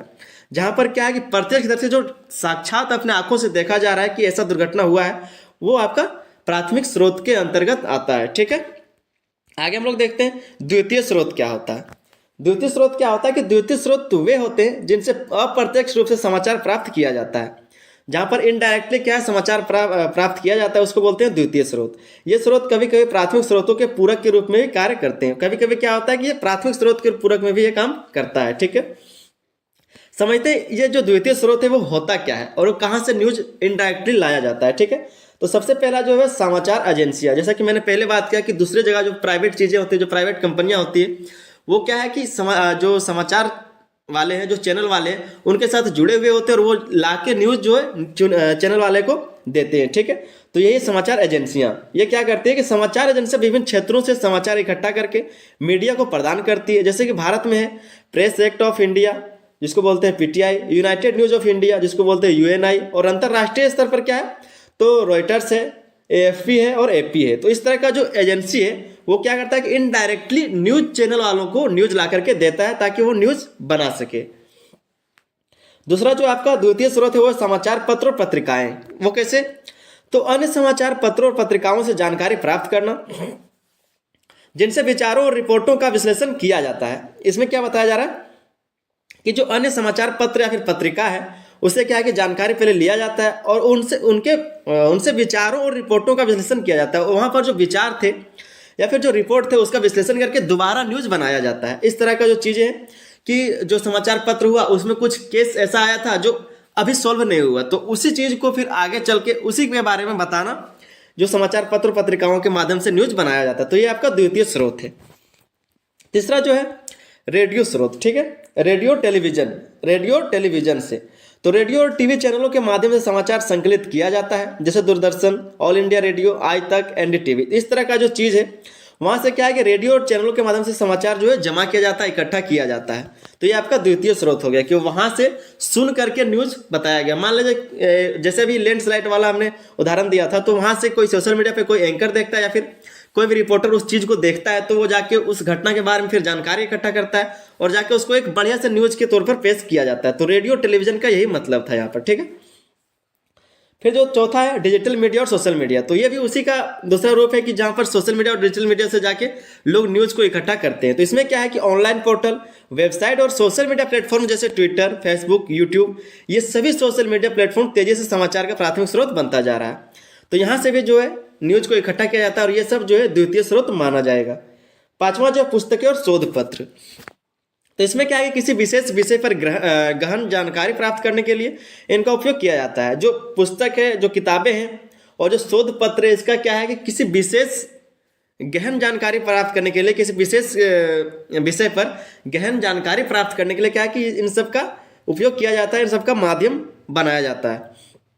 और यह स्रोत ऐतिहासिक और सांस्कृतिक संदर्भों में उपयोगी होता है। किसी ऐतिहासिक चीज़ों के बारे में या फिर जो सांस्कृतिक चीज़ें उनके बारे में न्यूज़ में बताने के लिए क्या है कि किताबों से जानकारी लिया जाता है, शोध पत्र से जानकारी लिया जाता है, ठीक है, खोजा जाता है, रिसर्च किया जाता है, उसके बाद जब न्यूज़ को पेश किया जाता है तो ये सब भी आपके द्वितीय स्रोत में गिनती होगा, द्वितीय स्रोत में आएगा। आगे हम लोग देखते हैं अन्य स्रोत, ठीक है। कुछ अन्य महत्वपूर्ण स्रोत देख लेते हैं। प्राथमिक और द्वितीय जो स्रोत है उसके अलावा जो कुछ अन्य महत्वपूर्ण स्रोत है कहाँ से न्यूज़ और लाया जा सकता है उसके बारे में। तो पहला जो है आपका जनसमूह। जनसमूह का मतलब क्या है? जनसमूह का मतलब है कि जैसे न्यूज़ के समय में एक एक लोग से पूछा जाता है कि आप किसकी सरकार देखना चाहते हैं, कौन सा सरकार आपके यहाँ पर काम किया, कौन सा सरकार कैसा है, उस तरह का जो चीज़ें जो इंटरव्यू किया जाता है, पर्सनली किसी से पूछा जाता है, तो वही बात हो रहा है कि अन्य महत्वपूर्ण स्रोत है ये, ठीक है। प्राथमिक और द्वितीय के अलावा कुछ और महत्वपूर्ण स्रोत है जहाँ से न्यूज़ को इकट्ठा किया जाता है। तो पहला आपका जनसमूह। इसमें क्या है कि जनता से प्रत्यक्ष बातचीत करके समाचार प्राप्त करना। जनता से डायरेक्टली बातचीत किया जाता है, कोई भी रिपोर्टर जाता है, लोगों से बात करता है डायरेक्टली, फेस टू फेस, और इस तरह से जो है न्यूज़ को इकट्ठा किया जाता है। फिर आगे लिखा गया स्रोत विशेष रूप से चुनाव, सामाजिक मुद्दों और जन आंदोलनों के में उपयोगी होता है। ये सब जो है चुनाव के समय में सामाजिक मुद्दों या फिर जन आंदोलनों में क्या होता है, उपयोगी होता है, ठीक है। दूसरा जो आधिकारिक दस्तावेज, इसमें क्या है सरकारी रिपोर्ट, बजट या फिर आर्थिक सर्वेक्षण और नीतियाँ, ठीक है। सरकारी रिपोर्ट, बजट, आर्थिक सर्वेक्षण और नीतियाँ जो है ये सरकारी दस्तावेज है, ये स्रोत प्रमाणिक और तथ्यात्मक होते हैं। तो ये भी एक स्रोत है जहाँ से न्यूज़ को इकट्ठा किया जाता है।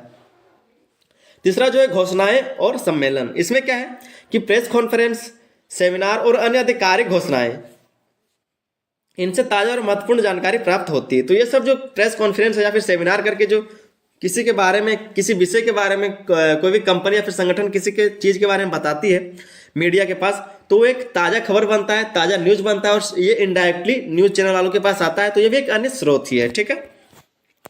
उसके बाद देखते हैं चौथा जो है सामाजिक संस्थाएं और संगठन, गैर सरकारी संगठन जिसको हम लोग एनजीओ भी बोलते हैं, ठीक है। तो ट्रेड यूनियंस और सांस्कृतिक संस्थाएं, ये स्रोत सामाजिक और सांस्कृतिक समाचारों के लिए महत्वपूर्ण है। तो ये भी समाचार के लिए एक स्रोत है। पांचवा जो है संपादकीय और विचार लेख। संपादकीय और विचार लेख, संपादकीय लेख और विशेषज्ञों के विचार विभिन्न मुद्दों को समझने में सहायक होते हैं। क्या होता है कि कभी कभी जो विशेषज्ञ होते हैं या फिर जो संपादक होते हैं वो खुद से किसी विषय के बारे में जानकारी देते हैं, तो ये भी एक न्यूज का ही स्रोत है, एक समाचार संकलन का ही स्रोत है। ठीक है, तो कुछ महत्वपूर्ण जो स्रोत था वो भी देख लिए, उसके बाद एक छोटा सा निष्कर्ष देखते हैं और आपका ये क्वेश्चन का आंसर खत्म हो जाएगा। बहुत ही आसानी से आपको समझ में आ गया होगा। उम्मीद करते हैं कि आपको ये वीडियो अच्छा लगा हो, तो वीडियो अगर अच्छा लगा हो तो वीडियो को लाइक जरूर कर दीजिएगा और साथ ही में कुछ कमेंट जरूर कीजिए प्यारा सा कि वीडियो कैसा लगा या फिर अगला क्वेश्चन क्या होना चाहिए। ठीक है, चलिए इसका निष्कर्ष को देख लेते हैं। लिखा है कि समाचार संकलन के स्रोत पत्रकारिता की रीढ़ है। इन स्रोतों की मदद से पत्रकार समाज को सटीक और प्रासंगिक जानकारी प्रदान करते हैं। सही स्रोतों का चयन न केवल समाचार की गुणवत्ता बढ़ाता है बल्कि मीडिया की साख भी बनाए रखता है। तो ये आपका एक निष्कर्ष हो गया। इस तरह से आप जाके एग्जाम में लिखेंगे, आपका नंबर कटेगा नहीं, बहुत ही बेहतर नंबर आएगा। ठीक है, तो चलिए मिलते हैं किसी अगले सवाल के साथ अगले वीडियो में। तब तक के लिए धन्यवाद। जय हिंद। हेलो मेरे दोस्तों, स्वागत है आप सभी का आपके अपने YouTube channel SS study material पर। दोस्तों लोग देख रहे हैं सेमेस्टर 2 का एमडीसी हिंदी का ही एक और इम्पोर्टेंट क्वेश्चन जो है आपका कि समाचार संपादन पर एक निबंध। समाचार संपादन ये आपका सिलेबस में दिया हुआ था, इसलिए क्वेश्चन करा दिया जा रहा है क्योंकि इस तरह का क्वेश्चन जो है आपका एग्जाम में पूछा जाएगा। तो क्वेश्चन क्या है, समाचार संपादन पर एक निबंध लिखे। समाचार संपादन का मतलब क्या होता है कि मान लीजिए कि कोई समाचार है, कोई भी घटना है, उसको जो पाठक के लिए या फिर जो श्रोता है, जो सुनने वाला या फिर पढ़ने वाला, देखने वाला है, उसके लिए प्रस्तुत करने योग्य बनाना। ठीक है, मतलब सुनने योग्य या देखने योग्य बनाना ही समाचार संपादन कहलाता है। यहाँ पर आप देखेंगे कि बहुत ही विस्तार से सब कुछ लिखा हुआ है, ये पूरा लिखावट ही। आपको भी एक निबंध लिखना है का मतलब क्या है कि आपको पूरा उसके बारे में लिख देना है कि क्या क्या होता है, समाचार संपादन क्या होता है, कैसे किया जाता है, इसमें क्या क्या प्रक्रिया है, क्या क्या होता है इसमें, तो वही सब आपको लिखना है। यहाँ पर हम एक बार आपको पढ़ के सुना दे रहे हैं, एक बार आप खुद से पढ़ लीजिएगा और आपको समझ में आ जाएगा कि क्या होता है, क्या किया जाता है। एक मोटा मोटी आप समझ लीजिए इस तरह की समाचार संपादन जो है वो क्या होता है। तो किसी भी समाचार को क्या है कि किसी भी समाचार को जो है पाठक या फिर श्रोता के लिए पाठनीय और समझने लायक बनाना। मतलब कहने का मतलब यह है कि कोई भी पढ़ने वाला, जैसे आप न्यूज देखते हैं तो आप उस चीज को देखें, इस लायक जो है समाचार को बनाया जाए, उसी को बोलते हैं समाचार संपादन। क्या लिखना है, कैसे लिखना है उसको आइए पढ़ते हैं, एक बार समझ में आ जाएगा। ठीक है, क्या लिखा है, तो समाचार संपादन पत्रकारिता एक महत्वपूर्ण और जटिल कार्य है। यह वह प्रक्रिया है जिसके माध्यम से समाचारों को एक संरचित और व्यवस्थित रूप दिया जाता है ताकि वे पाठकों, श्रोताओं या दर्शकों के लिए सहज, रोचक और प्रभावी बन सके। समाचार संपादन न केवल सूचना को प्रस्तुत करने का कार्य करता है बल्कि यह समाज के प्रति अपनी जिम्मेदारी निभाने का भी माध्यम है। यह एक माध्यम की तरह भी काम करता है कि समाचार के जो समाज है उसके प्रति हमारा एक जिम्मेदारी भी, इसी तरह से समाचार संपादन जो है कार्य करता है। तो समाचार संपादन का अर्थ और महत्व को समझते हैं। समाचार संपादन का जो अर्थ है, इसका क्या महत्व है, इसके बारे में हम लोग जानेंगे। ठीक है, तो समाचार संपादन का अर्थ है समाचार सामग्री को चुनना, संशोधित करना और इसे इस प्रकार प्रस्तुत करना कि वह स्पष्ट, सटीक और आकर्षक लगे। ये आपका अर्थ हो गया कि कोई भी समाचार सामग्री को चुन लीजिए, उसको संशोधित करके उस प्रकार प्रस्तुत करना है स्पष्ट और सटीक तरीके जो वो आकर्षक लगे। ठीक है, देखने में, सुनने समझने में वो अच्छा लगे। फिर यहाँ पर क्या लिखा है कि यह प्रक्रिया सूचना को व्यवस्थित करने, अनावश्यक भागों को हटाने और तथ्यों को तर्क संगत रूप से प्रस्तुत करने का कार्य करता है। क्या है, तो ये जो प्रक्रिया है वो सूचना को व्यवस्थित करने, जो अनावश्यक भाग है उसको हटाने, तथ्यों को तर्क संगत रूप से प्रस्तुत करने का कार्य करती है। संपादन के माध्यम से पत्रकार यह सुनिश्चित करता है कि समाचार पाठकों के लिए प्रासंगिक और समझने योग्य है। इससे क्या है कि जो संपादन के माध्यम से क्या है कि पत्रकार ये सुनिश्चित कर पाता है कि जो समाचार है पाठकों के लिए प्रासंगिक है, समझने योग्य है। फिर यहाँ से आप देखेंगे समाचार संपादन का महत्व इस बात पर निहित है कि यह किसी भी मीडिया संस्थान की गुणवत्ता को निर्धारित करता है। एक अच्छा संपादन न केवल समाचार को पाठनीय बनाता है बल्कि उसकी विश्वसनीयता को भी बढ़ावा देता है। ठीक है, बढ़ाता है।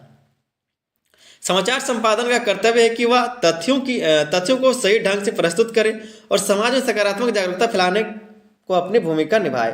ये सब आप खुद से पढ़ लीजिएगा, यहाँ पर बताने जैसा कुछ है नहीं, बस आपको ये सब समझना है। ठीक है, समझ लीजिए, एक बार पढ़ लीजिए कि क्या क्या होता है और इसी तरह से आपको भी एग्जाम में लिखना है। बस निबंध का मतलब होता है कि उसके बारे में लिखना। ठीक है, तो यही सब आपको लिखना पड़ेगा, क्या क्या होता है ये आप लिख दीजिएगा, हो जाएगा। फिर जो है आपका समाचार संपादन की प्रक्रिया। तो क्या लिखा है कि समाचार चयन संपादन सबसे पहले उन समाचारों का चयन करता है जो प्रासंगिक और महत्वपूर्ण हो। समाचार का चयन कैसे होता है? जो संपादक जो है वो क्या करता है, सबसे पहले उन समाचारों को चयन करता है जो प्रासंगिक हो, जो महत्वपूर्ण हो, जो लोगों की जिंदगी से मिलता जुलता हो या फिर जो महत्वपूर्ण हो चीज हो। ठीक है। फिर सत्यापन। तो किसी भी समाचार को प्रकाशित करने से पहले उसकी प्रामाणिकता और सटीकता को जांच किया जाता है। सत्यापन के लिए क्या है कि किसी भी समाचार को प्रस्तुत करने से पहले उसकी जो सटीकता है या फिर जो प्रामाणिकता है उसकी जांच होती है कि वो सही है कि नहीं, कितना वो सही है। फिर है संशोधन। तो चुने गए समाचार को आवश्यकता अनुसार संपादित किया जाता है। इसमें भाषा सुधार, तथ्य जांच और अनावश्यक जानकारी को हटाना शामिल है। संशोधन का मतलब क्या है कि किसी समाचार को क्या है उसमें संशोधित किया जाता है, चाहे वो भाषा में त्रुटि हो या फिर किसी भी तरह की जो त्रुटि है, सही लगना चाहिए। उस जो जानकारी प्रस्तुत की जाने वाली है उसको सही तरीके से बनाना ही संशोधन कहलाता है। फिर है आपका शीर्षक लेखन। तो समाचार का शीर्षक आकर्षक और विषय को दर्शाने वाला होना चाहिए। समाचार का जो शीर्षक है वो इस तरह से होना चाहिए कि जो शीर्षक उससे पता चले कि हम किसके बारे में देख रहे हैं, पढ़ रहे हैं। ठीक है। फिर है आपका समायोजन। तो समाचार को इस प्रकार व्यवस्थित किया जाता है कि वह पाठकों के लिए स्पष्ट और सहज हो। यहां से हम लोग देखेंगे कि जो समाचार संपादन उसमें क्या क्या चुनौतियां आती है। तो समाचार संपादन के दौरान संपादकों को कई चुनौतियों का सामना करना पड़ता है। पहला जो चुनौती है सूचना की सत्यता। तो आज की तेज तर्रार दुनिया में सूचना की प्राथमिकता को बनाए रखना एक बड़ी चुनौती है। किस तरह से? तो मान लीजिए कि अगर हम आपको किसी तरह का सूचना देते हैं, किसी तरह का जानकारी देते हैं और अगर हम गलत बता रहे हैं, अगर आपको लगेगा कि डाउट लगेगा कि ये गलत बोल रहा है, तो आप जाके गूगल करेंगे, फिर किसी भी ब्राउजर से क्या करेंगे, आप खोल के देखेंगे तो आपको लगेगा कि ये सही बताया कि गलत बताया, आपको पता चल जाएगा। तो इस तरह का जो दुनिया है, आज का जो तेज तर्रार दुनिया है, यहाँ पर अगर आप गलत सूचना देते हैं तो तुरंत ही अगला आदमी जान लेगा कि आप गलत बता रहे हैं और आपका वो न्यूज नहीं देखेगा। फिर आपका अगला पॉइंट है समय सीमा। तो समाचार संपादन को अवसर बहुत कम और समय में पूरा करना होता है। तो जो समय सीमा है वो कैसे? तो समाचार संपादन को अक्सर बहुत कम समय में पूरा करना होता है। हमेशा ही उसको बहुत ही कम समय समाचार को पूरा करना रहता है। फिर पक्षपात से बचाव। तो समाचार को निष्पक्ष रूप से प्रस्तुत करना आवश्यक है, पक्षपात नहीं होना चाहिए। फिर प्रौद्योगिकी का प्रभाव। तो डिजिटल मीडिया के बढ़ते प्रभाव के साथ संपादकों को नई तकनीकों का उपयोग सीखना और उसके साथ तालमेल बिठाना पड़ता है। क्या समाचार संपादन का समाज पर प्रभाव, उसको देख लेते हैं। तो समाचार संपादन का समाज पर व्यापक प्रभाव पड़ता है। एक अच्छा संपादन समाज में जागरूकता फैलाने, विचारों को प्रभावित करने और जनमत को तैयार करने में सहायक होता है। वहीं संपादन की गई कोई भी गलती या पक्षपात समाज पर नकारात्मक प्रभाव डाल सकती है। जिस तरह से मैंने बताया कि जो निष्पक्षता होना चाहिए समाचार में, संपादन में, ठीक है, किसी भी समाज के प्रति मतलब झुकाव नहीं होना चाहिए, जो है सही होना चाहिए, सच होना चाहिए। फिर हम लोग निष्कर्ष को देखेंगे। तो समाचार संपादन एक रचनात्मक और जिम्मेदार कार्य है जो पत्रकारिता की आत्मा को दर्शाता है। यह न केवल सूचना के आदान प्रदान का माध्यम है बल्कि समाज के लिए एक मार्गदर्शक भी है। समाचार संपादन के माध्यम से सटीक, निष्पक्ष और प्रभावी समाचार प्रस्तुत किए जा सकते हैं जो समाज के विकास में सहायक होते हैं। ठीक है। तो ये आपका निष्कर्ष था। निबंध आपके पास जो है एग्जाम में समाचार संपादन से रिलेटेड आएगा, तो आप इस वीडियो को अंत तक देखे होंगे। अगर देखे होंगे तो आप एक बार समझ तो जरूर गए होंगे कि आपको लिखना क्या है और कैसे लिखना है। ठीक है। इसी तरह से आपको एग्जाम में लिख देना है, नंबर आपका नहीं कटेगा, बिल्कुल नंबर नहीं कटेगा। अगर आप इस तरह से लिखते हो आपका नंबर नहीं कटेगा। तो ये आपका निबंध हो गया। चैनल पर अगर नए थे तो चैनल को सब्सक्राइब जरूर कर लीजिए, वीडियो पर एक लाइक जरूर कर दीजिए और साथ ही अपने दोस्तों तक इस वीडियो को ज़्यादा से ज़्यादा शेयर कर दीजिए ताकि वे लोग भी तैयारी कर सके। चलिए मिलते हैं अगले वीडियो में, तब तक के लिए धन्यवाद। जय हिंद। हेलो मेरे दोस्तों, स्वागत है आप सभी का आपके अपने YouTube channel SS study material पर। दोस्तों हम लोग देखने वाले आज सेमेस्टर 2 के एमडीसी हिंदी का एक बहुत ही इंपॉर्टेंट क्वेश्चन जो है समाचार लेखन के गुणों की विवेचना करें। दोस्तों बात करें तो मैंने बात किया था समाचार संकलन के प्रमुख स्रोतों का उल्लेख करें, ये आपका क्वेश्चन था। और आज हम लोग देखने वाले समाचार लेखन के गुणों की विवेचना करें। तो इसी तरह का क्वेश्चन जो आपके एग्जाम में आएगा। दोस्तों चैनल पर नए तो चैनल को सब्सक्राइब जरूर करें, वीडियो अच्छा लगे तो वीडियो को लाइक जरूर कीजिएगा तो अपने दोस्तों तक ज़्यादा से ज़्यादा इस वीडियो को शेयर कीजिए। सबसे पहले हम लोग समझेंगे समाचार लेखन के गुण क्या होते हैं। ठीक है। उससे पहले हम लोग देखते हैं कि समाचार लेखन होता क्या है, उसके बाद देखेंगे समाचार लेखन के प्रमुख गुणों को। ठीक है। तो आइए समझते हैं। लिखा है कि समाचार लेखन पत्रकारिता का एक महत्वपूर्ण और जटिल हिस्सा है। समाचार लेखन जो है पत्रकारिता का एक महत्वपूर्ण और जटिल हिस्सा है। इसका उद्देश्य पाठकों को सही, सटीक और प्रासंगिक जानकारी प्रदान करना होता है। समाचार लेखन का मतलब यही होता है कि जो भी समाचार में लिखा गया हो। समाचार लेखन का मतलब क्या है, यहाँ पर हम लोग बात कर रहे हैं दोस्तों अखबार के बारे में। ठीक है। जहाँ पर पत्रिकाएं या फिर अखबार के बारे में, ठीक है, जहाँ पर लिख करके लोगों तक ये चीज़ पहुँचाया जाता है, पाठकों तक समाचार को पहुंचाया जाता है। तो लिखने का जो है तरीका होना चाहिए, वही लिखा है कि इसके गुणों की विवेचना करें। तो इसमें होता क्या है, इसको हम लोग समझेंगे कैसे और लिखना कैसे आपको एग्जाम में, उसके बारे में बात करें तो लिखा है कि समाचार लेखन पत्रकारिता का एक महत्वपूर्ण और जटिल हिस्सा है। इसका उद्देश्य पाठकों को सही, सटीक और प्रासंगिक जानकारी प्रदान करना होता है। क्या बात बोल रहा है कि जो समाचार लेखन है वो पत्रकारिता का एक महत्वपूर्ण हिस्सा है और वो जटिल हिस्सा है, ठीक है। लेकिन इसका जो उद्देश्य है वो पाठकों को सही, सटीक और प्रासंगिक, प्रासंगिक का मतलब क्या, मिलता जुलता, जो सही है, जो चीज़ वहाँ पर हुआ है उसी के बारे में, ठीक है, जानकारी प्रदान करना होता है समाचार लेखन का मतलब, ठीक है, कि जो भी पाठक है उसको सही चीज़ के बारे में बताना। फिर आगे लिखा है कि समाचार लेखन शैली, भाषा, तथ्य और प्रस्तुति का विशेष महत्व होता है। एक प्रभावी समाचार लेखन के लिए कई गुणों का होना आवश्यक है, और एक प्रभावी समाचार लेखन के लिए कई गुणों का होना आवश्यक है। वो गुण क्या क्या है उसी को हम लोग देखेंगे आगे वीडियो में, ठीक है। तो क्या होना चाहिए समाचार के लिए कि लेखन शैली, भाषा, तथ्य और प्रस्तुति का जो विशेष महत्व इसमें होता है, क्योंकि आप जो लिख करके जो लोगों तक पहुंचा रहे हैं तो इसमें सब कुछ सही होना चाहिए। भाषा शैली सही होना चाहिए, भाषा सही होना चाहिए, शब्द सही होने चाहिए, व्याकरण सही होना चाहिए। तो ये सब कुछ जो है बहुत ही विशेष महत्व रखता है, ठीक है, समाचार लेखन में। इसके जो समाचार लेखन है इसके प्रमुख गुण क्या है, समाचार लेखन के गुण क्या होते हैं। ऐसे कुछ भी लिख देंगे तो कोई पढ़ेगा क्या, नहीं पढ़ेगा, और आपका जो चैनल है, जो समाचार पत्र है, जो आपका अखबार है, वो सारा बंद हो जाएगा, ठप हो जाएगा, ठीक है। तो लिखने का कुछ तरीका होता है, लिखने का कुछ गुण होता है, उसको हम लोग देखेंगे। तो इसी में सबसे पहला जो गुण है वो है सत्यता, ठीक है। इसको सत्यता क्या होता है इसी के बारे में हम लोग अभी देखेंगे, समझेंगे। एक बार पढ़ते हैं उसके बाद आपको अच्छे से समझ में आ जाएगा। सत्यता क्या होता है कि समाचार लेखन का सबसे महत्वपूर्ण गुण है ये सत्यता, ठीक है। सत्य, और जिसको बोलते हैं एक्यूरेसी। आप अगर हिंदी में आपको नहीं समझ में आया तो आप एक्यूरेसी समझ लीजिए कि सटीक, ठीक है। तो समाचार लेखन का सबसे महत्वपूर्ण गुण है सत्य और तथ्यात्मक जानकारी, सत्य और तथ्यात्मक जानकारी, ठीक है। पत्रकार को समाचार लिखने से पहले उसकी सत्यता और स्रोतों की प्रामाणिकता की पुष्टि करनी चाहिए। बताया जा रहा है कि जो समाचार लेखन का गुण है उसमें जो सत्यता है उसमें क्या बताया जा रहा है कि जो भी समाचार लिखते हैं आप उसकी सत्यता या फिर स्रोत का जो प्रामाणिकता का जो है उसका पुष्टि करना चाहिए कि वो सही है कि नहीं, वो जो तथ्य बताया जा रहा है वो सही है कि नहीं, ठीक है। फिर आगे लिखा है गलत या भ्रामक सूचना से न केवल पाठकों का विश्वास टूटता है बल्कि मीडिया की साख पर भी असर पड़ता है। अगर किसी को गलत सूचना या फिर कुछ भी गलत बारे में बताते हैं, कुछ गलत न्यूज़ भी देते हैं, तो इससे क्या होता है, जो भी आपका न्यूज़ देखता है या फिर जो आपके अखबार पढ़ता है उस पर गलत प्रभाव पड़ेगा, उसका विश्वास आपके साथ जो विश्वास है वो टूटेगा और आपका वो पढ़ने का जो है अखबार बंद कर देगा।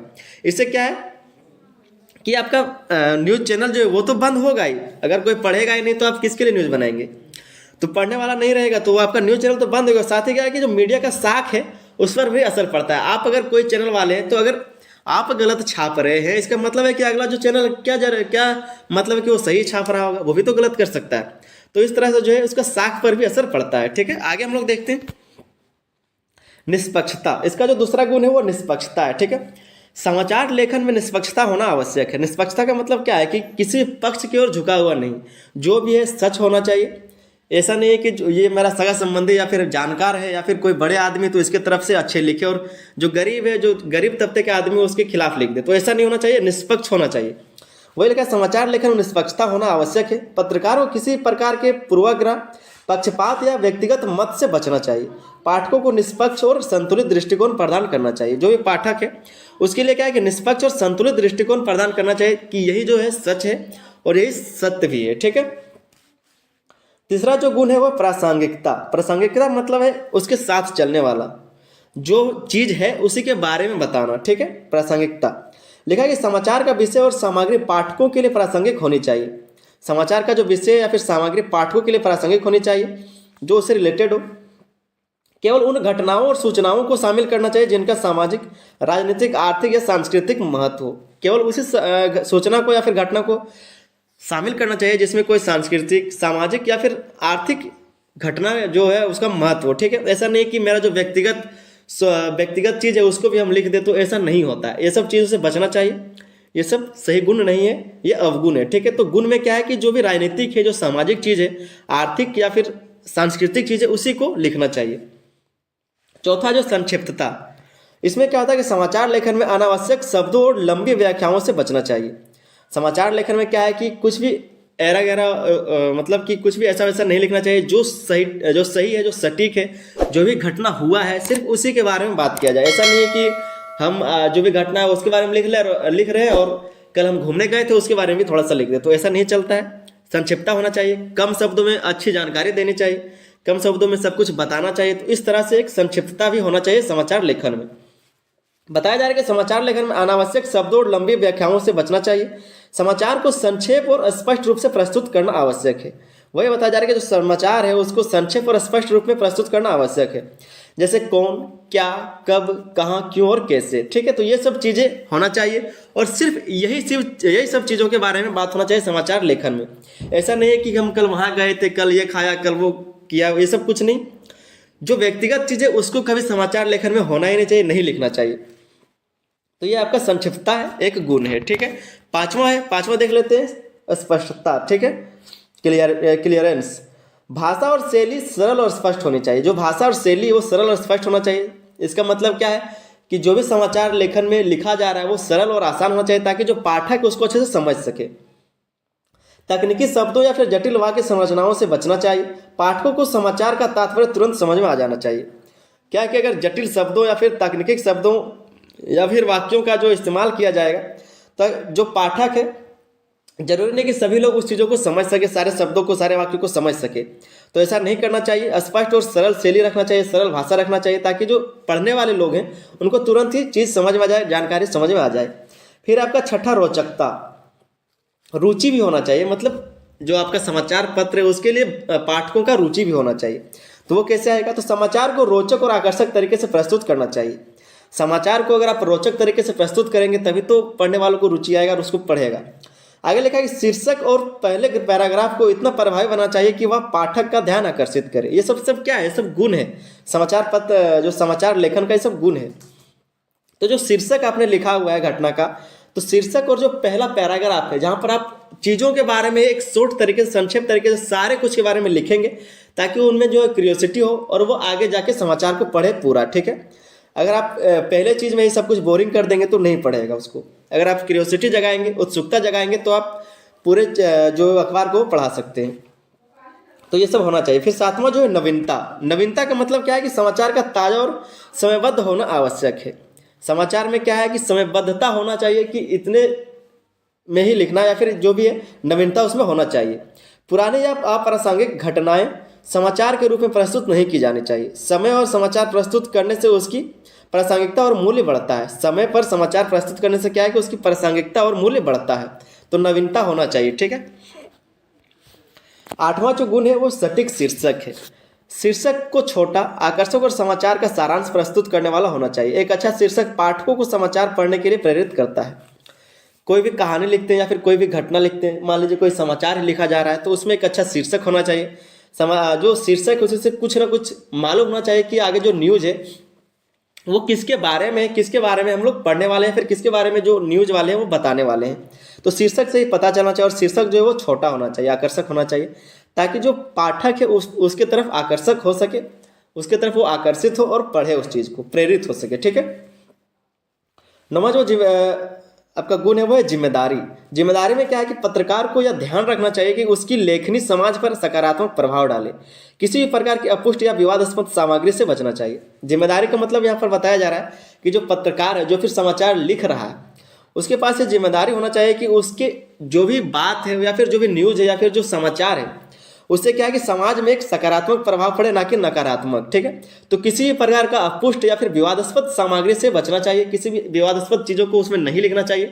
किसी भी जाति धर्म के बारे में उसको ऐसा कुछ मतलब अप्रासंगिक चीज़ नहीं लिखना चाहिए, गलत चीज़ नहीं लिखना चाहिए, अपुष्ट विवादास्पद चीज़ नहीं लिखना चाहिए जिससे कि समाज में नकारात्मक प्रभाव पड़े। ठीक है, तो ये समाज पत्र जो समाज है, जो समाचार लेख करते हैं, जो लिखते हैं, उनकी ये जिम्मेदारी बनती है। फिर 10वां पॉइंट है संरचना, स्ट्रक्चर। ठीक है, तो समाचार लेखन में उल्टा पिरामिड संरचना का उपयोग करना चाहिए। क्या बताया जा रहा है कि समाचार लेखन में जो उल्टा पिरामिड संरचना का उपयोग करना चाहिए। इसमें क्या होता है कि इसमें जो महत्वपूर्ण जानकारी है उसको पहले लिखना चाहिए, जो कम महत्वपूर्ण जानकारी है उसको पीछे लिखना चाहिए। ठीक है, तो ये उसी को बोलते हैं उल्टा पिरामिड। आगे लिखा है कि इसमें सबसे महत्वपूर्ण जानकारी पहले, कम महत्वपूर्ण जानकारी बाद में, यही होता है उल्टा पिरामिड। ठीक है, यह संरचना पाठकों को जल्दी और महत्वपूर्ण जानकारी प्रदान करने में सहायक होती है। इससे क्या होता है कि जो पढ़ने वाला है उसको तुरंत ही जो महत्वपूर्ण जानकारी है उसको पहले पता चल जाता है और पढ़ने में उसको अच्छा लगता है। ठीक है, तो ये आपका 10वां पॉइंट हो गया। फिर आगे हम लोग देख लेते हैं 11वां, भाषा का उपयुक्त प्रयोग। भाषा का उपयुक्त प्रयोग करना चाहिए, ये भी एक गुण है। तो समाचार लेखन में भाषा का चयन पाठकों की समझ और क्षेत्र के अनुसार होना चाहिए। समाचार लेखन में जो है भाषा का चयन वो पाठकों की समझ और क्षेत्र के अनुसार होना चाहिए। ऐसा नहीं कि अगर कहीं किसी क्षेत्र में लोग हिंदी में या फिर किसी भी भाषा में बात करते हैं या फिर किसी भी भाषा के रहने वाले लोग हैं जहाँ पर उस भाषा का ही क्षेत्र है, ठीक है, और वहाँ पर हम लोग इंग्लिश में कोई चीज़ लिख देंगे तो वहाँ पर पढ़ने वाला कोई रहेगा क्या? कोई पढ़ेगा? नहीं पढ़ेगा। तो भाषा का उपयुक्त प्रयोग भी होना चाहिए। जहाँ का जो क्षेत्रीय भाषा है, जिस भाषा को लोग वहाँ पर समझ रहे हैं उसी भाषा में समाचार पत्र को लिखना चाहिए, प्रस्तुत करना चाहिए। भाषा सरल, सुबोध और अभद्रता से मुक्त होनी चाहिए। जो अभद्रता है, कुछ गलत बातों से बचना चाहिए, सरल होना चाहिए, भाषा सुबोध होना चाहिए। ठीक है, आगे लिखा है कि हिंदी समाचार लेखन में सही व्याकरण और शब्दावली का प्रयोग आवश्यक है। अगर आप लोग लिख रहे हैं तो समाचार लेखन में सही व्याकरण और शब्दावली का होना आवश्यक होता है समाचार लेखन में। ठीक है, और 12वां जो पॉइंट है वस्तुनिष्ठा। इसमें क्या है कि समाचार लेखन में लेखक को अपनी व्यक्तिगत राय या भावनाओं को शामिल नहीं करना चाहिए। क्या बताया जा रहा है कि जो समाचार लेखन है, समाचार लेखक जो लेखक है उसको अपनी व्यक्तिगत राय या भावनाओं को शामिल नहीं करना चाहिए। जैसे कि हमने पहले बात किया था कि आपका व्यक्तिगत राय क्या है, आपकी जो भावनाएं, उसको इससे कोई मतलब नहीं समाचार लेखन में। ठीक है, आपकी क्या व्यक्तिगत राय है, आप क्या सोचते हैं, समाज के प्रति आपका क्या विचार है, उससे लेखन में, समाचार लेखन में कोई मतलब नहीं है। जो चीज़ सही है, जो समाचार है, जो घटना है, सिर्फ उसी के बारे में लिखना है, वही है वस्तुनिष्ठता। ठीक है, तो क्या लिखा है कि समाचार लेखन में लेखक को अपनी व्यक्तिगत राय या फिर भावनाओं से शामिल नहीं करना चाहिए। तथ्य और सूचनाएं ऐसी होनी चाहिए जो पाठक को स्वयं निष्कर्ष पर पहुंचने में मदद करे। तथ्य या फिर जो फैक्ट है या फिर जो जानकारी है, जो सूचना है, उसी को इस तरह से बनाया जाए, प्रस्तुत किया जाए जिससे क्या है कि जो पाठक है वो स्वयं निष्कर्ष तक पहुंच सके। तो ये आपका कुछ पॉइंट था, समाचार लेखन में कुछ गुण था। उम्मीद करते हैं कि आपको बहुत ही अच्छे से समझ में आया होगा। दोस्तों, अगर वीडियो अच्छा लगा तो वीडियो पर एक लाइक जरूर कर दीजिएगा और अपने दोस्तों तक ज़्यादा से ज़्यादा इस वीडियो को शेयर कीजिए। ठीक है, मिलते हैं किसी अगले सवाल के साथ अगले वीडियो में। तब तक के लिए धन्यवाद। जय हिंद। हेलो मेरे दोस्तों, स्वागत है आप सभी का आपके अपने YouTube channel SS study matter पर। दोस्तों, हम लोग देखने वाले हैं आज सेमेस्टर 2 का एमडीसी हिंदी का कुछ इंपॉर्टेंट क्वेश्चन। ठीक है, तो ये जो क्वेश्चन है, पत्रकारिता के विविध रूपों पर प्रकाश डालिए। इसी क्वेश्चन को दूसरे तरीके से अथवा में करके दे सकता है कि पत्रकारिता के विविध रूप कौन से हैं, संक्षेप में लिखिए। इससे पहले दोस्तों कुछ क्वेश्चन जो है आपका एमडीसी हिंदी का करा दिया गया है और बाकी जो क्वेश्चन है वो करा दिया जाएगा बहुत ही जल्दी। ठीक है, चैनल पर अगर आप लोग नए हैं तो चैनल को सब्सक्राइब कर लीजिए, वीडियो अच्छा लगे तो वीडियो को लाइक कीजिएगा और अपने दोस्तों तक ज़्यादा से ज़्यादा इस वीडियो को शेयर कीजिए। तो आइए समझते हैं कि पत्रकारिता होता क्या है, पत्रकारिता किसको बोलते हैं और इसके रूप क्या होते हैं। ठीक है, पत्रकारिता जो एक माध्यम है, ठीक है, किसी भी सूचना, शिक्षा या फिर मनोरंजन का एक माध्यम, इसके माध्यम से हमें किसी भी सूचना के बारे में, शिक्षा के बारे में या फिर कोई भी चीज़ों के बारे में हम लोगों को पता चलता है। जैसे कि मान लीजिए हाल ही में एसएससी जो सीजीएल का रिजल्ट आया था, ठीक है, झारखंड सीजीएल का जो रिजल्ट आया था, जिसके कारण क्या है कि कई सारे स्टूडेंट्स का जो आरोप है कि इसमें गड़बड़ी हुआ था, तो इसके कारण क्या स्टूडेंट सड़क पर उतरे हैं। और ये जो न्यूज़ है, सड़क पर तो उतरे, ये हम लोगों को पता है, जो वहाँ पर गया था वो उन लोगों को पता है, लेकिन जो वहाँ पर नहीं गए थे उनको भी पता है। तो कैसे पता है? किसी भी रिपोर्टर ने उसको रिपोर्ट किया है, बताया है न्यूज़ चैनल के माध्यम से कि यहाँ पर इस तरह का हालिया घटना हुआ है। ठीक है, तो ये पत्रकारिता ही तो है। पत्रकारिता के माध्यम से ही तो किसी को पता चला कि वहाँ पर ये सब कुछ हो रहा है, स्टूडेंट जो सड़क पर उतरे हैं, तो इसी को बोलते हैं पत्रकारिता। किसी भी घटना, सूचना या फिर विषय के बारे में जानकारी, इसी को बोलते हैं पत्रकारिता। ठीक है, एक माध्यम है पत्रकारिता। तो इसको लिखना कैसे, आइए हम लोग समझते हैं इस वीडियो में। बहुत ही बेहतर तरीके से आपको समझ में आ जाएगा, बस वीडियो को आप लोग अंत तक देखिए, बहुत ही अच्छे से आपको समझ में आएगा। ठीक है, इसको लिखना कैसे, तो पत्रकारिता समाज में सूचना, शिक्षा और मनोरंजन का महत्वपूर्ण माध्यम है। ये सूचना लेने के लिए, देने के लिए, या फिर शिक्षा या और मनोरंजन का एक महत्वपूर्ण माध्यम है। ठीक है, पत्रकारिता। आगे लिखा है कि समय और तकनीकी प्रगति के साथ पत्रकारिता के विभिन्न रूप विकसित हुए हैं। समय और तकनीकी प्रगति के साथ साथ क्या हो कि पत्रकारिता है उसके विभिन्न रूप विकसित हुए हैं। विभिन्न रूप का मतलब यहाँ जो विभिन्न रूप बताया जा रहा है उसका मतलब क्या है। मान लीजिए कि कोई ग्राउंड रिपोर्टिंग कर रहा है, कोई क्षेत्र का रिपोर्टिंग कर रहा है, जैसे कि कोई अपराध से रिलेटेड रिपोर्टिंग करता है। ठीक है, तो जरूरी है क्या कि वो राजनीतिक रिपोर्टिंग करे, ऐसा नहीं होता है। कोई खेल का रिपोर्टिंग कर रहा है तो वो खेल के बारे में बताएगा, वो अपराध के बारे में नहीं बताएगा। तो इस तरह का जो रूप है, जो अलग अलग क्षेत्र है, जो अलग अलग विषय है, इसी को हम लोग देखेंगे रूप के बारे में, ठीक है। पूछा जैसे गया है कि पत्रकारिता के विविध रूप पर प्रकाश डालिए। तो पत्रकारिता जो है वो तो एक माध्यम है, लेकिन इसका जो रूप है, जैसे क्राइम की तरफ एक अलग रिपोर्टर होता है, क्राइम के बारे में जो इकट्ठा करता है न्यूज़ को। दूसरी तरफ होता है खेल से रिलेटेड, तीसरी तरफ होता है पर्यावरण से रिलेटेड, चौथी तरफ मान लेते हैं कोई ग्राउंड रिपोर्टर जो चुनाव से रिलेटेड जानकारी दिखा रहा है। तो इस तरह का जो अलग अलग क्षेत्र है, अलग अलग विषय है, ये कैसे हम लोग इसको डिफाइन करेंगे, ये सब होता क्या है और ये क्या है, ठीक है। तो उसी को हम लोग आज समझेंगे। इसमें सबसे पहले हम लोग एक छोटा सा देख लेते हैं इसमें लिखा क्या है, उसके बाद हम लोग सारे रूप को भी देखेंगे, ठीक है। तो लिखा है कि पत्रकारिता समाज में सूचना, शिक्षा और मनोरंजन का महत्वपूर्ण माध्यम है। समय और तकनीकी प्रगति के साथ पत्रकारिता के विभिन्न रूप विकसित हुए हैं। ये रूप विषय, माध्यम और उद्देश्य के आधार पर भिन्न भिन्न होते हैं। इन विविध रूपों के माध्यम से पत्रकारिता समाज की आवश्यकताओं और रुचियों को पूरा करती है। जैसा कि मैंने अभी आपको बताया, सेम वही बात इसमें भी लिखा हुआ है। इसी तरह से आपको भी लिखना पड़ेगा सबसे पहले भूमिका के तौर पर कि हम लोग बात किसके बारे में करने वाले हैं, ठीक है। तो लिखा है कि ये रूप विषय, माध्यम और उद्देश्य के आधार पर भिन्न भिन्न होता है। जैसे कि मैंने बात किया कि जो भी विषय या फिर जो भी क्षेत्र है, माध्यम है, उसके हिसाब से अलग अलग ये सब होता है, ठीक है। पत्रकारिता इन विविध रूपों के माध्यम से पत्रकारिता समाज की आवश्यकताओं और रुचियों को पूरा करती है। और ये जो रूप है, इसके माध्यम से क्या है, जिसके मान लीजिए किसी को क्राइम से रिलेटेड जानकारी चाहिए, किसी को खेल से रिलेटेड, खेल में क्या हो रहा है उससे रिलेटेड जानकारी चाहिए, उसको उसमें रुचि है। तो अलग अलग जो पत्रकारिता है उसके माध्यम से जो समाज है या फिर जो लोग हैं उनकी आवश्यकताओं और रुचियों को पूरा किया जाता है। वही बताया जाएगा आपको पूरे वीडियो में, ठीक है। वीडियो को पूरा अंत तक आप लोग जरूर देखिए, बहुत ही अच्छे से आपको समझ में आएगा। तो लिखा है कि पत्रकारिता के विविध रूप, पत्रकारिता के विविध रूप होते क्या है, वही हम लोग देखेंगे आगे वीडियो में, ठीक है। तो आइए समझते हैं। सबसे पहला जो है खोजी पत्रकारिता। इसमें क्या होता है खोजी पत्रकारिता में कि कोई भी रिपोर्टर होता है, ठीक है, कोई भी पत्रकार जो होता है वो किसी भी घटना के बारे में, मान लीजिए कि कोई गहन घटना हुआ है उसके बारे में खोज खबर करता है, ठीक है, और उसको खोज के उस घटना के बारे में बताता है। उसी को बोलते हैं खोजी घटना, खोजी पत्रकारिता, ठीक है। इसमें होता क्या, आपको लिखना कैसे, आइए हम लोग समझते हैं। तो खोजी पत्रकारिता किसी दिए गए मामले, व्यक्ति रुचि के विषय या घटना पर छिपे हुए सत्य या तथ्यों को उजागर करने की दिशा में निष्पक्ष रूप से काम करती है। ये जो खोजी पत्रकारिता है, इसमें पत्रकार जो है व्यक्ति रुचि के विषय या फिर घटना में छिपे कुछ सत्य तथ्यों को उजागर करने के लिए क्या है कि दिशा में निष्पक्ष रूप से काम करता है।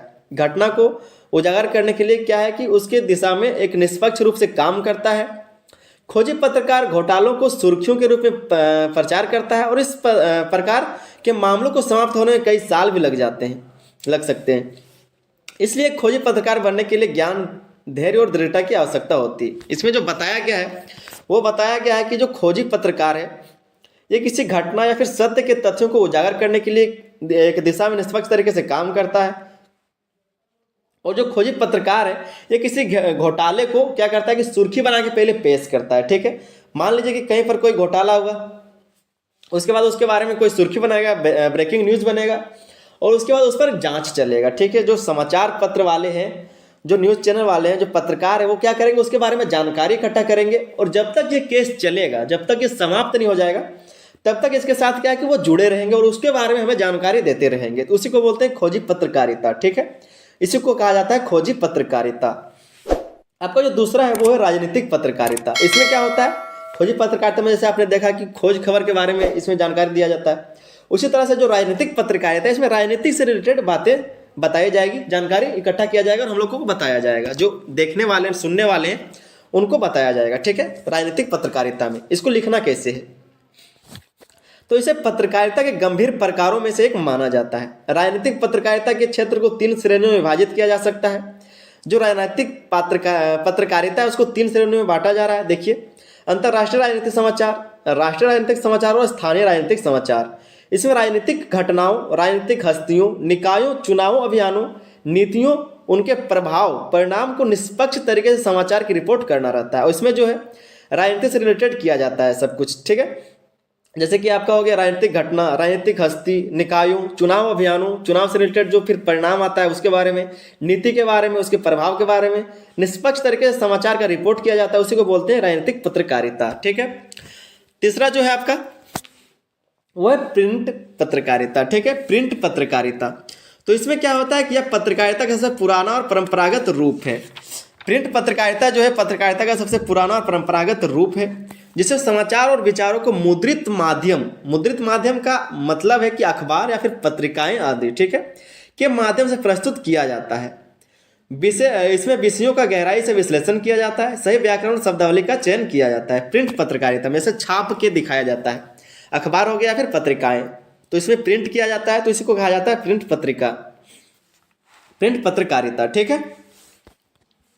चौथा जो है डिजिटल पत्रकारिता। डिजिटल पत्रकारिता में क्या है कि जब लोग इंटरनेट के माध्यम से समाचार को प्राप्त करते हैं, जैसे हम लोग का फोन हो गया, मोबाइल हो गया, टेलीविजन हो गया, या फिर कोई भी सोशल मीडिया प्लेटफॉर्म हो गया, इसको बोलते हैं डिजिटल पत्रकारिता। ठीक है। इसमें लिखना क्या है, तो इंटरनेट के माध्यम से समाचार और सूचनाओं को प्रस्तुत करना डिजिटल पत्रकारिता कहलाता है। जैसे कोई भी इंटरनेट के माध्यम से जो सूचना या फिर समाचार उसको प्रसारित करता है, बताता है, उसी को डिजिटल पत्रकारिता कहा जाता है, जो भी हम लोग डिजिटल चीज़ों से देखते हैं, समझते हैं। ठीक है। इस तरह की पत्रकारिता में विषयों का त्वरित और विस्तृत जानकारी प्रस्तुत किया जाता है। मल्टीमीडिया का उपयोग, कई सारे ऐप्स, इंटरैक्टिव और वर्चुअल फॉर्मेट के द्वारा समाचारों को प्रसारित किया जाता है। ठीक है। तो इसी को बोलते हैं डिजिटल पत्रकारिता। पांचवा जो है प्रसारण पत्रकारिता। ठीक है, प्रसारण पत्रकारिता। इसमें क्या होता है, यह पत्रकारिता का वह रूप है जो रेडियो और टेलीविजन जैसे प्रसारण माध्यमों के द्वारा प्रसारण और जानकारी प्रस्तुत करता है। प्रसारण का मतलब क्या है कि बताना, लाइव आना, ठीक है, दिखाया जाना। तो प्रसारण में क्या होता है कि यह रेडियो या फिर टेलीविजन के माध्यम से किया जाता है। मान लीजिए कि कोई प्रधानमंत्री जो अपने बारे में कुछ बताते हैं, भाषण देते हैं, तो उनको टेलीविजन या फिर रेडियो पर सुनाया जाता है, दिखाया जाता है, प्रसारण किया जाता है। ठीक है। तो इसको क्या कहेंगे, उसको बोलते हैं प्रसारण पत्रकारिता। सब हम लोग देख रहे हैं पत्रकारिता का ही रूप है। ठीक है। छठा जो है खेल पत्रकारिता। तो यह खेल और खिलाड़ियों से संबंधित समाचार और विश्लेषण पर केंद्रित होती है। क्रिकेट, ओलंपिक्स और अन्य खेल आयोजनों की कवरेज करता है। खेल के परिणाम, खिलाड़ी की प्रोफाइल और विशेषज्ञ राय को लोगों तक पहुंचाने का काम करता है। ये जो खेल पत्रकारिता है, जो हमें खेल के बारे में जानकारी देता है, खेल के बारे में बताता है। इसमें क्या होता है, तो क्रिकेट हो गया, ओलंपिक्स हो गया, फिर कोई भी खेल, उसके बारे में कवरेज करता है और हमें बताता है। साथ ही में खेल का परिणाम क्या हुआ, खिलाड़ियों का प्रोफाइल क्या है, खिलाड़ियों के बारे में बताया जाता है, और विशेषज्ञों का राय क्या है। विशेषज्ञ जो भी वहाँ पर बैठे रहते हैं, जिसके पास उनकी जानकारी, खेल के बारे में जानकारी होता है, उनका क्या राय होता है, उसके बारे में हम लोगों को जानकारी दिया जाता है। उनसे रिलेटेड चीज़ें पहुँचाई जाती है, जानकारी जो न्यूज होता है उसके रिलेटेड हम लोगों को पहुँचाया जाता है। उसको खेल पत्रकारिता कहा जाता है। जो खेल पत्रकारिता होता है उससे संबंधित चीज़ है ये सब। ठीक है। और जो खेल पत्रकारिता के क्षेत्र में रिपोर्टर होंगे, वो इन सब चीज़ों को इकट्ठा करके न्यूज बनाते हैं। सातवां जो है नागरिक पत्रकारिता। इसमें क्या होता है कि इसमें आम नागरिक की घटना या मुद्दे की रिपोर्टिंग करते हैं और इसे सोशल मीडिया फिर अन्य माध्यमों से साझा करते हैं। नागरिक पत्रकारिता में क्या होता है कि इसे आम नागरिकों की घटना या फिर मुद्दों के बारे में रिपोर्टिंग किया जाता है और इसे सोशल मीडिया या फिर अन्य माध्यमों से साझा किया जाता है। इसको बोलते हैं नागरिक पत्रकारिता। हम लोगों के लिए ये बनाया गया। आठवां जो पॉइंट है आपका पर्यावरण पत्रकारिता। यह पत्रकारिता पर्यावरण से जुड़े मुद्दों जैसे जलवायु परिवर्तन, प्रदूषण और जैव विविधता पर केंद्रित होती है। ये जो पत्रकारिता है, पर्यावरण पत्रकारिता, इसमें क्या बताया जाता है, ये जो पत्रकारिता ये क्या बताता है लोगों को, जो पर्यावरण से जुड़े मुद्दे होते हैं, जलवायु परिवर्तन से जुड़े मुद्दे होते हैं, जो प्रदूषण या फिर जैव विविधता पर केंद्रित होता है। ये जो पर्यावरण पत्रकारिता ये इसी पर केंद्रित होता है। पर्यावरण की प्रति जागरूकता बढ़ाना, पर्यावरणीय समस्याओं के समाधान की ओर ध्यान आकर्षित करना, ये सब किसका काम है, तो पर्यावरण पत्रकारिता का ही। पर्यावरण संरक्षण अभियानों को रिपोर्टिंग इसी के अंतर्गत आता है। और जो पर्यावरण संरक्षण अभियान है उनकी जो रिपोर्टिंग की जाती है वो इसी के अंतर्गत आता है, पर्यावरण पत्रकारिता के ही अंतर्गत। नौवां जो पॉइंट है आर्थिक पत्रकारिता। यह पत्रकारिता व्यापार, उद्योग और अर्थव्यवस्था से जुड़े विषयों पर केंद्रित होती है। शेयर बाजार में उतार चढ़ाव, बजट, आर्थिक नीतियाँ तथा सभी प्रकार की आर्थिक गतिविधियों पर यह केंद्रित होता है। इन सब चीज़ों के बारे में, आर्थिक चीज़ों के बारे में बताना आर्थिक पत्रकारिता के अंतर्गत आता है। 10वां विज्ञान और तकनीकी पत्रकारिता। 10वां जो है विज्ञान और तकनीकी पत्रकारिता। इसमें क्या है कि इसमें विज्ञान और प्रौद्योगिकी से संबंधित अनुसंधान, नवाचार और आविष्कारों की रिपोर्टिंग की जाती है। जैसे कि चांद पर कुछ रॉकेट भेजे जाते हैं, जो जानकारी चांद पर से लाया जाता है। तो ये सब जो चीज़ है, ये सब का जो रिपोर्ट कवरेज करता है, इन सब का जो रिपोर्टिंग को कवरेज किया जाता है वो किसके अंतर्गत आता है? तो विज्ञान और तकनीकी पत्रकारिता के अंतर्गत किया जाता है। ठीक है, जो भी विज्ञान से रिलेटेड चीज़ें होती है, जो फिर न्यूज होते हैं उसके बारे में। तो ये आपका 10 पत्रकारिता का प्रकार हो गया, रूप हो गया। अगर दोस्तों आप लोग और भी लिखना चाहें तो और भी हम लिख दिए यहाँ पर, आप जाके देख सकते हैं। ये सब आप लिखना चाहें तो लिख सकते हैं। अगर आप आंसर को लंबा करना चाहते हैं तो लिख सकते हैं। लगभग 15 पॉइंट यहाँ पर लिखा हुआ है। 11वां जो है स्वास्थ्य पत्रकारिता, इसमें पत्रकारिता स्वास्थ्य और चिकित्सा से जुड़े मुद्दों पर केंद्रित होती है। 12वां साहित्यिक पत्रकारिता या साहित्य और लेखन से संबंधित विषयों पर आधारित होता है। 13वां जो है मनोरंजन पत्रकारिता या पत्रकारिता सिनेमा, टीवी, संगीत और अन्य मनोरंजन के साधनों पर केंद्रित होती है। 14 नंबर है कि युद्ध पत्रकारिता या पत्रकारिता युद्ध के दौरान रिपोर्टिंग पर केंद्रित होती है। जब युद्ध किया होता है उस समय जो पत्रकारिता किया जाता है, युद्ध पर ग्राउंड रिपोर्टिंग किया जाता है, उसको युद्ध पत्रकारिता कहा जाता है। ठीक है। 15वां जो है आपका वो है फोटो पत्रकारिता, तस्वीरों के माध्यम से समाचार और घटनाओं की प्रस्तुति, उसको बोलते हैं फोटो पत्रकारिता। उसके बाद एक निष्कर्ष को आप एग्जाम में जरूर लिखें। जो भी आपने ऊपर लिखा उसको निष्कर्ष के तौर पर दो ही लाइन क्यों ना लिखे, लेकिन 2 लाइन जरूर लिखिए निष्कर्ष के तौर पर, ताकि एग्जामिनर को अच्छा लगे, समझ में आए। ठीक है। निष्कर्ष में लिखना है कि पत्रकारिता के विविध रूप समाज की बदलती आवश्यकताओं और माध्यमों के विकास से परिणाम है। ये सभी रूप अपनी अपनी विशेषताओं और उद्देश्यों के साथ समाज में महत्वपूर्ण भूमिका निभाते हैं। पत्रकारिता केवल सूचना प्रदान करने तक सीमित नहीं है, बल्कि यह समाज को जागरूक, शिक्षित और प्रेरित करने का माध्यम भी है। तो ये आपका निष्कर्ष हो गया। उम्मीद करते हैं कि आपको वीडियो बहुत ही अच्छा लगा होगा और जानकारी समझ में आया होगा। ज़्यादा से ज़्यादा अपने दोस्तों के इस वीडियो को शेयर कीजिए, और चैनल पर नए थे तो चैनल को जरूर से जरूर सब्सक्राइब कर लीजिए। मिलते हैं अगले वीडियो में, तब तक के लिए धन्यवाद। जय। हेलो मेरे दोस्तों, स्वागत है आप सभी का आपके अपने YouTube channel SS study material पर। दोस्तों हम लोग देख रहे हैं सेमेस्टर 2 का एमडीसी हिंदी का बहुत ही इंपॉर्टेंट क्वेश्चन, एमडीसी हिंदी का। ठीक है, एमडीसी हिंदी का पुल किसे कहते हैं? पुल का महत्व बताते हुए समाचार बुलेटिन प्रक्रिया और रूपरेखा प्रस्तुत कीजिए। पुल किसे कहते हैं? पुल का महत्व बताते हुए समाचार बुलेटिन प्रक्रिया और रूपरेखा प्रस्तुत कीजिए। ये इंपॉर्टेंट क्वेश्चन है। सारे इंपॉर्टेंट क्वेश्चन का जो प्लेलिस्ट बना दिया गया, ठीक है, आप प्लेलिस्ट से तैयार कीजिए। जो भी आपका एग्जाम है वो आपका प्लेलिस्ट से ही क्वेश्चन मिल जाएगा। प्लेलिस्ट में मतलब जो भी क्वेश्चन बनाया गया है उसी में से आपका एग्जाम में क्वेश्चन मिलेगा। ठीक है, तो तैयारी कीजिए, प्लेलिस्ट को देखिए, प्लेलिस्ट से पढ़ाई कीजिए। प्लेलिस्ट से आपका जो एग्जाम में क्वेश्चन आएगा, जो प्लेलिस्ट में रखा गया है क्वेश्चन को, उसी में से आपका क्वेश्चन जो है एग्जाम में पूछा जाएगा। तो आप बस प्लेलिस्ट पर ध्यान दीजिए। सबसे पहले समझते हैं क्वेश्चन को। ठीक है, कि पुल किसे कहते हैं? पुल का महत्व बताते हुए समाचार बुलेटिन प्रक्रिया और रूपरेखा प्रस्तुत कीजिए। हम लोग समझेंगे पुल क्या है। पुल का मतलब यहाँ पर वो नहीं जहाँ पर हम लोग चलते हैं, ठीक है, मतलब गाड़ी वाड़ी पार करते हैं, वो वाला पुल नहीं है ये। यहाँ पर जो है समाचार से रिलेटेड पुल क्या होता है, मतलब जो समाचार में पुल होता है।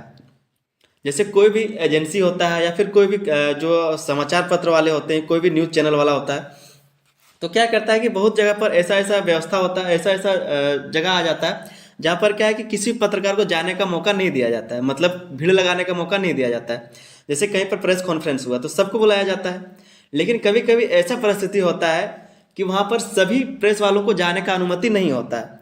तो वहाँ पर उस जगह पर क्या किया जाता है, तो सभी समाचार पत्र वाले जो है, जो भी न्यूज़ चैनल वाले हैं, वो मिल के या फिर जो भी एजेंसी वाले हैं, सबको मिल के क्या करते हैं कि एक या फिर दो जो फोटोग्राफर है, जो मीडिया वाले, जो मीडिया में काम करने वाले होते हैं, स्टाफ, वो क्या करते हैं किसी एक या फिर दो लोगों को भेजते हैं वहाँ पर, और जो वहाँ से न्यूज़ लेकर के वो आता है तो आपस में सबको बांट लेता है। जो भी न्यूज़ चैनल वाला होता है उसी को सबको मिल के बांट लेता है, तो उसी को बोलते हैं पुल। ठीक है, समाचार में उसी को पुल कहा जाता है।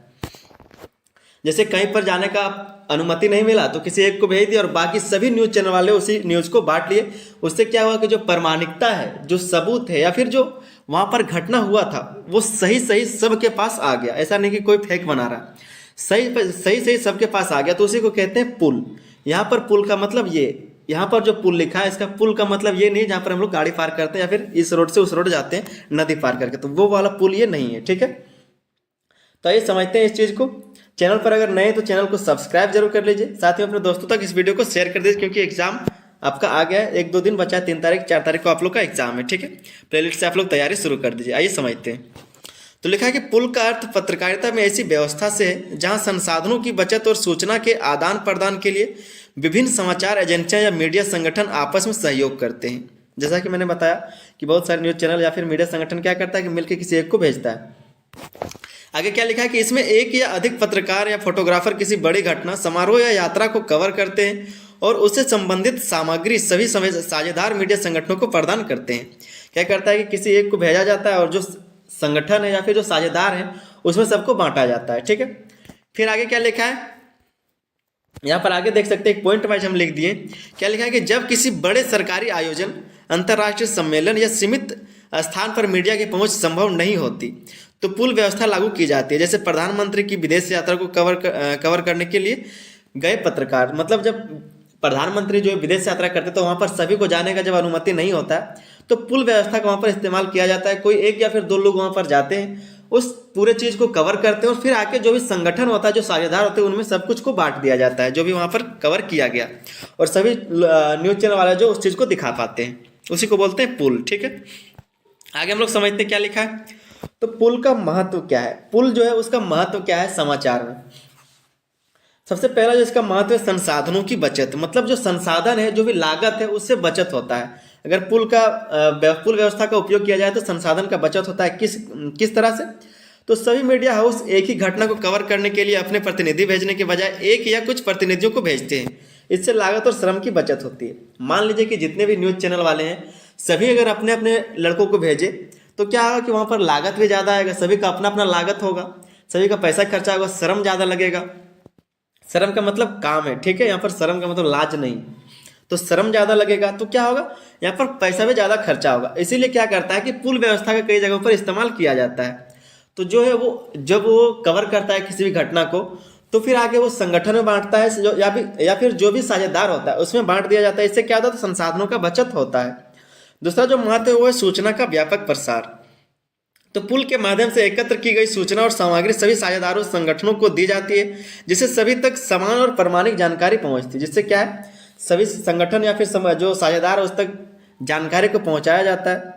जिससे क्या है, तो समान जानकारी और प्रामाणिक जानकारी सब तक पहुंचता है और प्रकाशित कर सकता है। ठीक है, तीसरा आपका लॉजिस्टिक समस्याओं का समाधान। जब स्थान, समय या सुरक्षा कारणों से सभी पत्रकारों का पहुंचना संभव ना हो तो पुल व्यवस्था का उपयोग किया जाता है। जहां पर लोगों को मतलब कि जो पत्रकार है, जो मीडिया वाले, वहां पर सभी को जाने का अनुमति नहीं होता तब वो क्या करते हैं, पुल व्यवस्था का इस्तेमाल करते हैं। ठीक है, लॉजिस्टिक समस्या भी इसमें समाधान हो जाता है। चौथा जो महत्व है आपका, तो समय और प्रयास की बचत।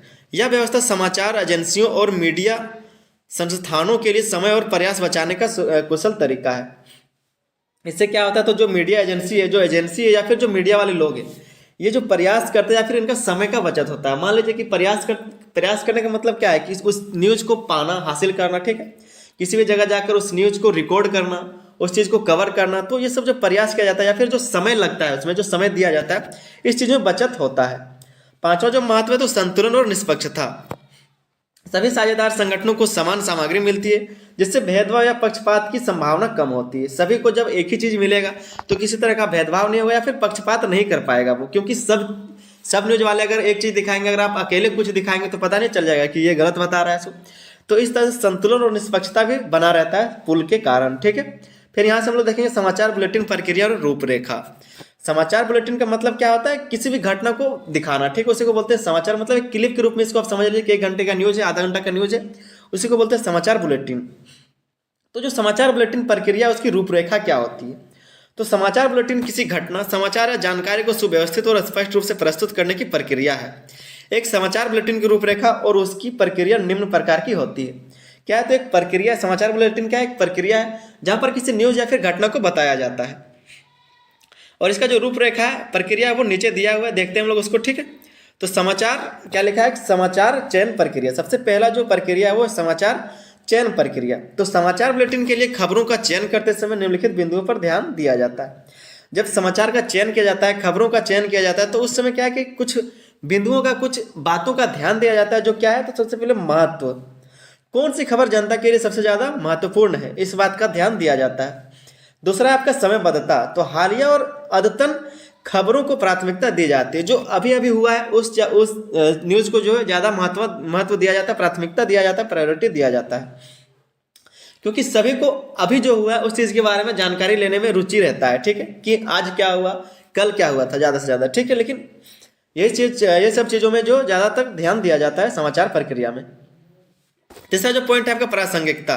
प्रासंगिकता का मतलब क्या है कि जो मिलता जुलता हो, जो साथ वाला चीज हो। खबर का दर्शकों के लिए उपयोगी और संबंधित होना, ठीक है। प्रासंगिक का मतलब होता है संबंधित होना, मिलता जुलता। तो जो खबर है वो दर्शकों के लिए उपयोगी होना चाहिए, संबंधित होना चाहिए उनसे जो देखने वाले हैं। और आपका चौथा पॉइंट है स्थानीय, राष्ट्रीय और अंतर्राष्ट्रीय सभी स्तरों पर खबरों का संतुलन। तो ये सब समाचार चयन प्रक्रिया है, ठीक है। मतलब कि जो समाचार बुलेटिन है उसका जो रूपरेखा है, इन सब बातों का उसमें ध्यान रखा जाता है। फिर आगे दूसरा जो पॉइंट है आपका वो है समाचार लेखन प्रक्रिया। तो समाचार लिखने की कुछ प्रक्रियाएं होती है, वो क्या होता है, तो शीर्षक। सबसे पहले एक अच्छे शीर्षक का बनाया जाता है, शीर्षक बनाया जाता है जिससे लोग उसको देखे पढ़े। शीर्षक से पता चलना चाहिए कि किसके बारे में बात करने वाला है, ठीक है। तो क्या लिखा है, शीर्षक। तो समाचार का मुख्य बिंदु संक्षेप में प्रस्तुत किया जाता है। समाचार किस बारे में उसको छोटा करके बताया जाता है आपको शीर्षक में, उसी को बोला जाता है शीर्षक, ठीक है। फिर है आपका लीड का मतलब क्या है, जानकारी उठाना। तो खबर का मुख्य भाग जिसमें घटना के क्या, कब, कहाँ, कैसे और क्यों का उत्तर दिया जाता है। तो जहां पर सभी बातों का उत्तर दिया जाता है उसको बोलते हैं लीड। फिर आपका है तीसरा विस्तार। तो समाचार की अन्य जानकारी और विवरण। समाचार का जो अन्य जानकारी है और विवरण जो है, कहाँ से इस खबर लाया गया, कहाँ से जो फोटोग्राफ दिखा रहे हैं, मान लीजिए किसी ग्राफ के बारे में बता दिया या फिर किसी गरीबी के बारे में बताया, पैसे के बारे में बताया। तो जो एक ग्राफ पेश जब किया जाता है तो उसके बारे में कहाँ से बताया गया, ये ग्राफ कहाँ से लिया गया है, ये सब चीज़ों के बारे में बताना पड़ता है, ये सब बताया जाता है, विवरण दिया जाता है, ठीक है।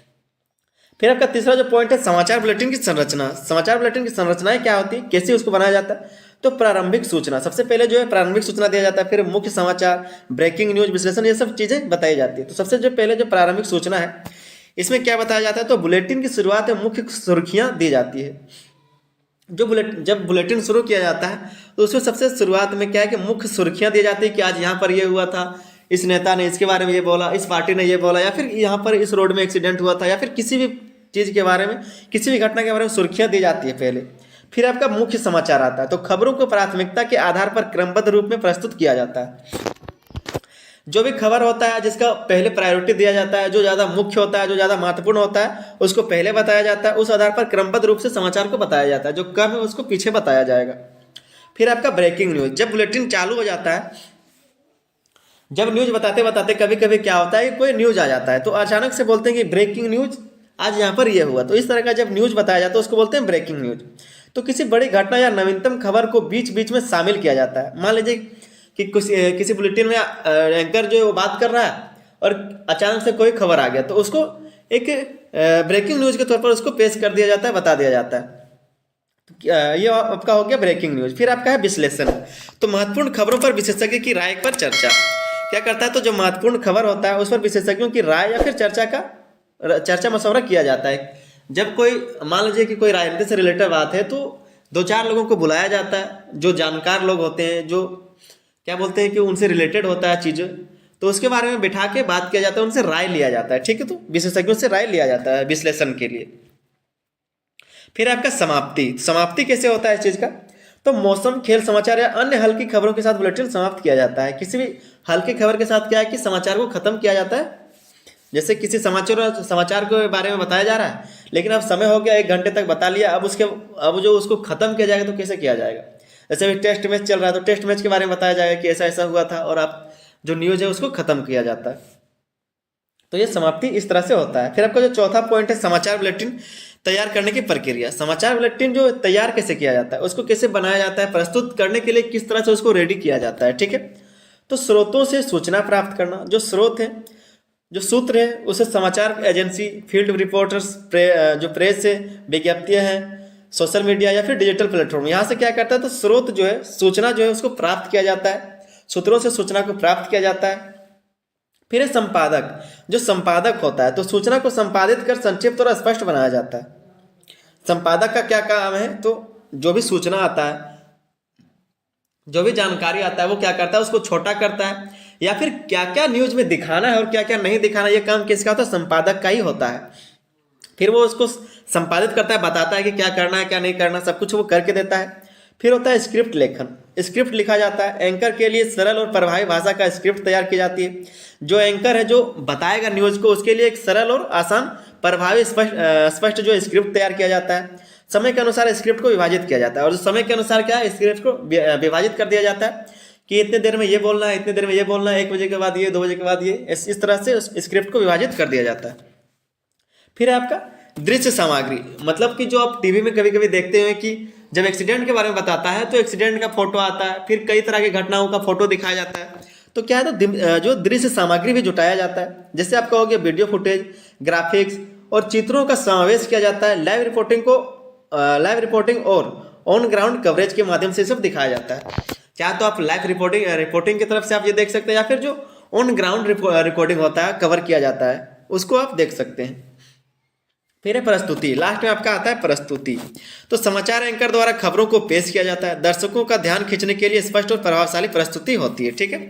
तो समाचार जो एंकर होता है उसके द्वारा क्या है, तो खबरों को पेश किया जाता है और दर्शकों का ध्यान खींचने के लिए स्पष्ट और प्रभावशाली प्रस्तुति की जाती है। फोटो दिखाकर, अच्छी तरीके से बात करके, न्यूज को अच्छे ढंग से बताकर क्या है कि दर्शकों को अपनी ओर आकर्षित किया जाता है। फिर 5वां है आपका समाचार बुलेटिन को प्रसारण। जो समाचार बुलेटिन है उसको प्रसारण कैसे किया जाता है, तो समय प्रबंधन। समाचार बुलेटिन को निर्धारित समय में प्रस्तुत किया जाता है। जो समाचार बुलेटिन उसको निर्धारित समय में प्रस्तुत किया जाता है, क्योंकि जब लोग जो है वो उसी समय आकर टीवी खोलते हैं या फिर मोबाइल खोलते हैं या फिर कोई भी उसका चीज जो देखने वाला चीज़ है उसमें वो उसी टाइम में खोलेगा जब उसके पसंद का न्यूज आता है, या फिर जो पसंदीदा एंकर है वो उसमें समाचार के बारे में बताएगा, तभी वो जाके टीवी या फिर कोई भी चीज़ खोलेगा, ठीक है, मतलब देखने के लिए मोबाइल या फिर टीवी। तो समय प्रबंधन होता है कि 1 बजे ये एंकर बात करेंगे तो उस चीज़ को सुनने के लिए बहुत सारे लोग आते हैं, तो समय का प्रबंधन होता है। दूसरा है विविधता। तो राजनीतिक, आर्थिक, खेल, मनोरंजन और मौसम समाचार को संतुलित रूप से शामिल किया जाता है। अलग अलग समाचार को क्या, विविधता का मतलब क्या है कि अलग अलग, तो अलग अलग समाचारों को क्या शामिल किया जाता है, हर तरह की बात को बताया जाता है। फिर आपका तकनीकी सहायता। तो ग्राफिक्स, एनिमेशन और साउंड इफेक्ट का उपयोग बुलेटिन को आकर्षक बनाने के लिए किया जाता है। ग्राफिक्स का उपयोग किया जाता है, एनिमेशन का उपयोग किया जाता है, साउंड इफेक्ट का उपयोग किया जाता है। मान लीजिए कि किसी तरह का बात हो रहा है, अचानक से कोई फोटो आया तो करके आवाज आता है, करके आवाज आता है, किस तरह का एक साउंड इफेक्ट दे दिया जाता है, तो क्या होता है, इससे आकर्षक लगता है। अचानक से सिर्फ चल के आ जाएगा तो ये मजा नहीं आएगा, मतलब कुछ आवाज करके आएगा, कुछ साउंड इफेक्ट रहेगा, तब देखने में अच्छा लगता है। तो इस तरह से सब कुछ को बनाया जाता है, तकनीकी सहायता लिया जाता है, ठीक है। तो ये आपका कुछ रूपरेखा था। उसके बाद हम लोग एक छोटा सा निष्कर्ष को लिखेंगे और ये क्वेश्चन का आपका आंसर कंप्लीट हो जाएगा। तो निष्कर्ष में आप लोगों को क्या लिखना है कि पुल प्रणाली और समाचार बुलेटिन दोनों ही पत्रकारिता के अभिन्न अंग हैं। जो पुल प्रणाली या फिर जो समाचार बुलेटिन दोनों ही पत्रकारिता का अभिन्न अंग है। पुल प्रणाली के माध्यम से सीमित संसाधनों के बावजूद व्यापक और प्रामाणिक कवरेज संभव होता है। जो पुल प्रणाली है उसके माध्यम से क्या है कि जो सीमित संसाधन उससे ही कवर कर लिया जाता है न्यूज को। वहीं समाचार बुलेटिन एक सुव्यवस्थित प्रक्रिया है जो जनता को अत्यंत सटीक और प्रासंगिक जानकारी प्रदान करने का कार्य करता है। समाचार क्या करता है, तो जो भी जनता है उसको सही सटीक जानकारी प्राप्त करने का देने का कार्य करता है। फिर आगे लिखा है कि पत्रकारिता के इन तत्वों का समुचित उपयोग मीडिया को अधिक प्रभावी और विश्वसनीय बनाता है। मीडिया को क्या करता है, तो अधिक प्रभावी और विश्वसनीय बनाता है, ठीक है। तो ये आपका क्वेश्चन का आंसर था। उम्मीद करते हैं कि आपको बहुत ही अच्छे से समझ में आ गया होगा। अपने दोस्तों तक इस वीडियो को ज़्यादा से ज़्यादा शेयर कर दीजिए ताकि वो लोग की तैयारी कर सकें। चैनल पर अगर नए थे तो चैनल को सब्सक्राइब जरूर कर लीजिए। सब्सक्राइब किए बिना जाइएगा नहीं, सब्सक्राइब जरूर कर लीजिए और वीडियो पर एक लाइक जरूर कर दीजिए। चलिए मिलते हैं वीडियो में, तब तक के लिए धन्यवाद। जय हिंद।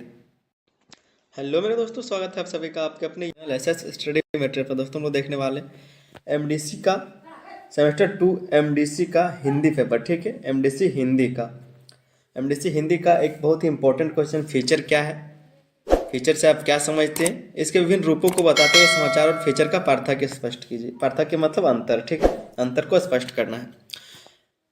इससे पहले कुछ इंपॉर्टेंट क्वेश्चन जो आप लोगों को करा दिया गया है और 1-2 क्वेश्चन और भी आने वाला है, जिसके बाद आपका पूरा जो है प्लेलिस्ट कंप्लीट हो जाएगा। और प्लेलिस्ट से जब आप तैयारी कीजिएगा तो आपको जो भी क्वेश्चन एग्जाम में पूछा जाएगा वो सारा इंपॉर्टेंट क्वेश्चन जो वो प्लेलिस्ट में डाल दिया गया है। अगर आप प्लेलिस्ट पढ़ते हैं तो आपको सारा कुछ मिल जाएगा, ठीक है। जो भी प्लेलिस्ट में बताया गया है वो उसी में से आपका एग्जाम में पूछा जाएगा। तो ये समझते हैं कि फीचर क्या होता है। फीचर किसे बोलते हैं, मान लीजिए कोई भी समाचार है या फिर कोई भी जो एंकर है समाचार को बताता है, वो सिर्फ समाचार के रूप में बताता है। जो जानकारी होता है, जो तात्कालिक जानकारी होता है उसके बारे में बताता है। लेकिन फीचर क्या होता है, फीचर जो है एक घटना को बताता है जो जानकारी के साथ साथ रोचक तरीके से क्या है कि उसको मनोरंजक तरीके से उसको बताता है, उसी को बोलते हैं फीचर। फीचर का मतलब क्या है कि किसी भी घटना को मनोरंजक तरीके से, रोचक तरीके से बताया गया होगा, ठीक है, उसी को बोलते हैं फीचर। इसको लिखना कैसे उसको हम लोग समझेंगे।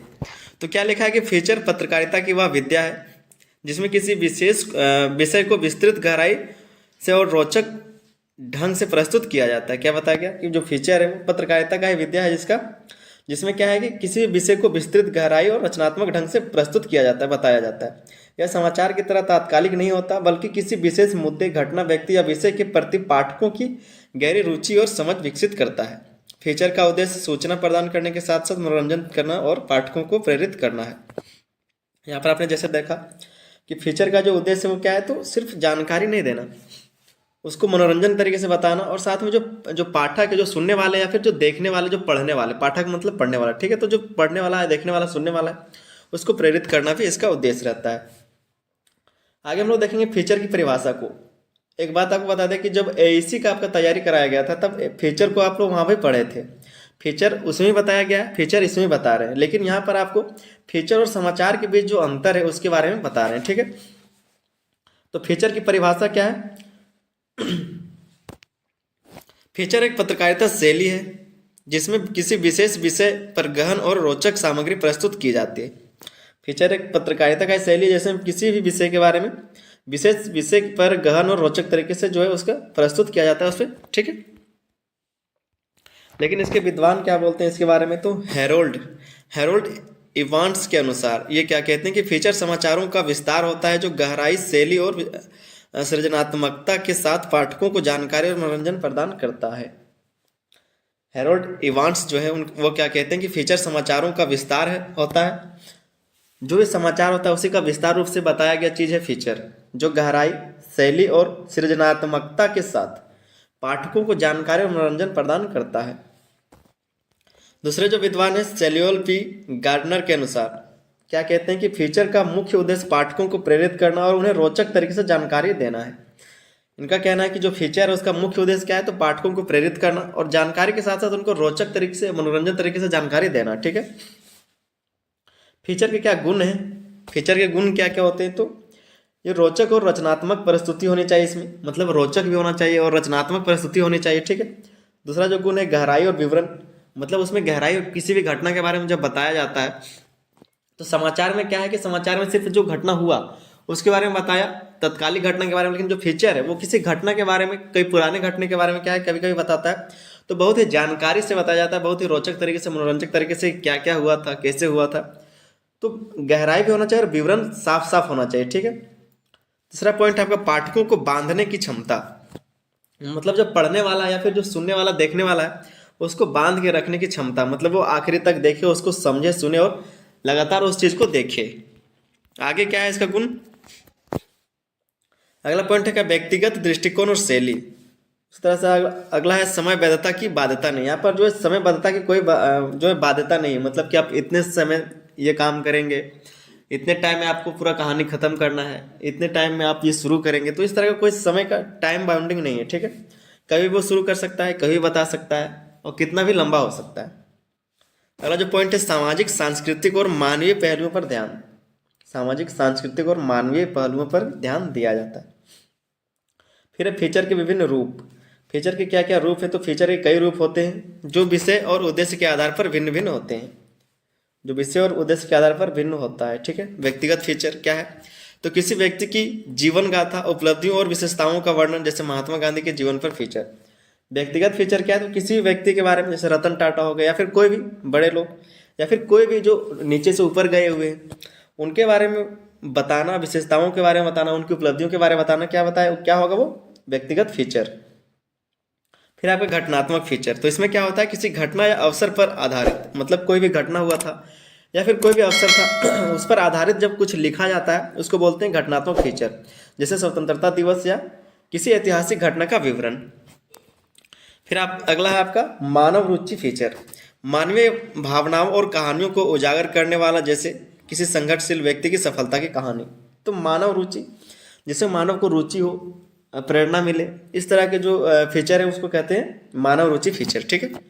जहाँ पर कोई व्यक्ति नीचे से ऊपर गया हो, मेहनत करके, संघर्ष करके, पढ़ाई करके, उसके बारे में जब लिखा जाता है, बताया जाता है, तो लोग उससे प्रेरित होते हैं और वो काम करते हैं।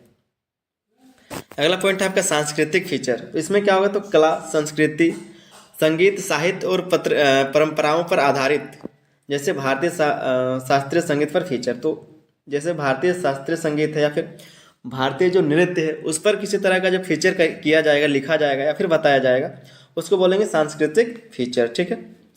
अगला पॉइंट है आपका कि यात्रा फीचर, किसी स्थान, पर्यटन स्थल या यात्रा के अनुभव का वर्णन। किसी भी जब कहीं पर कोई घूमने जाता है तो उस जगह का जब वर्णन किया जाता है, बताया जाता है कि कैसा लगा, कैसा था, किस तरह से गए, या फिर जो भी वहाँ पर होता है उसको वर्णन किया जाता है, उसको क्या बोलते हैं, यात्रा फीचर। जैसे अगर इसको उदाहरण के तौर पर देखा जाए तो हिमालय की कोई यात्रा करता है, या फिर राम मंदिर कोई गया हो, या फिर कहीं भी ताजमहल गया हो, लाल किला गया हो, कहीं पे भी गया हो अगर घूमने के लिए, तो उसको बोलते हैं यात्रा फीचर। अगला पॉइंट है आपका खेल फीचर। तो खेलों और खिलाड़ियों से संबंधित जानकारी, उसके बारे में बताना, उसका वर्णन करना, किसी भी खेल के बारे में या फिर किसी खिलाड़ी के बारे में बताना, उसको क्या बोलेंगे, तो खेल फीचर कहा जाता है। जैसे कि आपका हो गया विश्व कप क्रिकेट पर फीचर, तो इस तरह का जो चीज़ें उसको बोलते हैं खेल फीचर। अगला पॉइंट है आपका वैज्ञानिक और प्रौद्योगिकी फीचर। इसमें क्या होगा, तो विज्ञान और तकनीकी प्रगति पर आधारित, जैसे आजकल एआई का जमाना आ गया, तो इस तरह का जो बात है उसको विज्ञान फीचर कहा जाता है। ठीक है। क्या लिखा है, तो जैसे कृत्रिम बुद्धिमान पर फीचर। ठीक है। कृत्रिम बुद्धिमान का मतलब एआई। ठीक है, आर्टिफिशियल इंटेलिजेंस। तो उसी पर जब फीचर लिखा जाता है तो उसको कहते हैं विज्ञान फीचर या फिर तकनीकी फीचर। अगला पॉइंट है आपका सामाजिक मुद्दों पर फीचर। तो समाज में प्रचलित समस्याओं और उनके समाधान पर चर्चा, किसी भी समाज में प्रचलित समस्याओं पर और या फिर उनके समाधान पर जब चर्चा की जाती है तो उसको क्या बोलते हैं, सामाजिक मुद्दे पर फीचर। जैसे महिला सशक्तिकरण या पर्यावरण संरक्षण, इसके बारे में जब चर्चा किया जाता है, बताया जाता है लोगों को, तो इसको क्या बोलते हैं, सामाजिक मुद्दे पर फीचर। फीचर का मतलब क्या है, जब किसी भी जानकारी को रोचक तरीके से या फिर मनोरंजन तरीके से उसको बताया जाए, उसी को बोलते हैं फीचर। तो सामाजिक मुद्दों पर फीचर। फिर यहाँ से हम लोग देखेंगे समाचार और फीचर का पार्थक्य। जो समाचार और फीचर है उसके बीच में क्या अंतर है उसको देखेंगे। सबसे पहले इसकी परिभाषा को देख लेते हैं कि समाचार का क्या परिभाषा है और फीचर का क्या परिभाषा है। समाचार क्या कहता है, फीचर क्या कहता है। ठीक है। तो समाचार क्या कहता है कि तात्कालिक घटनाओं और सूचनाओं की प्रस्तुति। समाचार में क्या होता है, वो तात्कालिक घटना और सूचना की प्रस्तुति करता है, सूचना के बारे में बताता है, सूचना देता है। ठीक है। कोई ब्रेकिंग न्यूज आया उसके बारे में बताया, कहीं पर तत्काल घटना हुआ, एक्सीडेंट हुआ या फिर कहीं विस्फोट, कुछ भी तरह का जब घटना होता है तात्कालिक घटना को समाचार में बताया जाता है। लेकिन फीचर में क्या होता है, फीचर में किसी विषय का गहराई से, रचनात्मक और रोचक ढंग से वर्णन। फीचर में क्या होता है, किसी भी विषय के बारे में, वो अगर कोई घटना नहीं है तो किसी के जीवन के बारे में या फिर किसी भी घटना के बारे में क्या है कि किसी भी विषय के बारे में गहराई से बताता है, रचनात्मक ढंग से बताता है और रोचक तरीके से, मनोरंजक तरीके से, ताकि लोगों को अच्छा लगे सुनने में। ठीक है। तो इसको बोलते हैं फीचर। और जो तात्कालिक घटनाओं पर आधारित होता है, जो सूचना देता है, सूचना की प्रस्तुति करता है, उसको बोलते हैं समाचार। फिर दोनों का उद्देश्य देख लेते हैं। उद्देश्य क्या होता है, तो समाचार का उद्देश्य सूचना प्रदान करना होता है। समाचार जो है उसका उद्देश्य सूचना प्रदान करना, लेकिन फीचर जो है जानकारी के साथ साथ मनोरंजन और प्रेरणा देना इसका उद्देश्य होता है। इसको आप बढ़ा के भी लिखेंगे। ठीक है। अगर आपके एग्जाम में ये क्वेश्चन आता है तो आप इस तरह से भी लिख सकते हैं या फिर आप चाहे तो बढ़ा के लिख सकते हैं। एक जगह पर आप समाचार लिखेंगे और उसके बाद आप लिखेंगे फीचर, और सारे कुछ को आप वर्णन करेंगे कि इसका परिभाषा क्या होता है, इसका उद्देश्य क्या होता है, समयबद्धता क्या रहता है, शैली क्या रहता है। ठीक है। ये सभी चीज़ों को आप बताएंगे एक एक करके। जैसे यहाँ पर उद्देश्य क्या होता है समाचार का, तो सूचना प्रदान करना, लेकिन फीचर का उद्देश्य क्या होता है, तो जानकारी के साथ साथ मनोरंजन और प्रेरणा देना भी। ठीक है।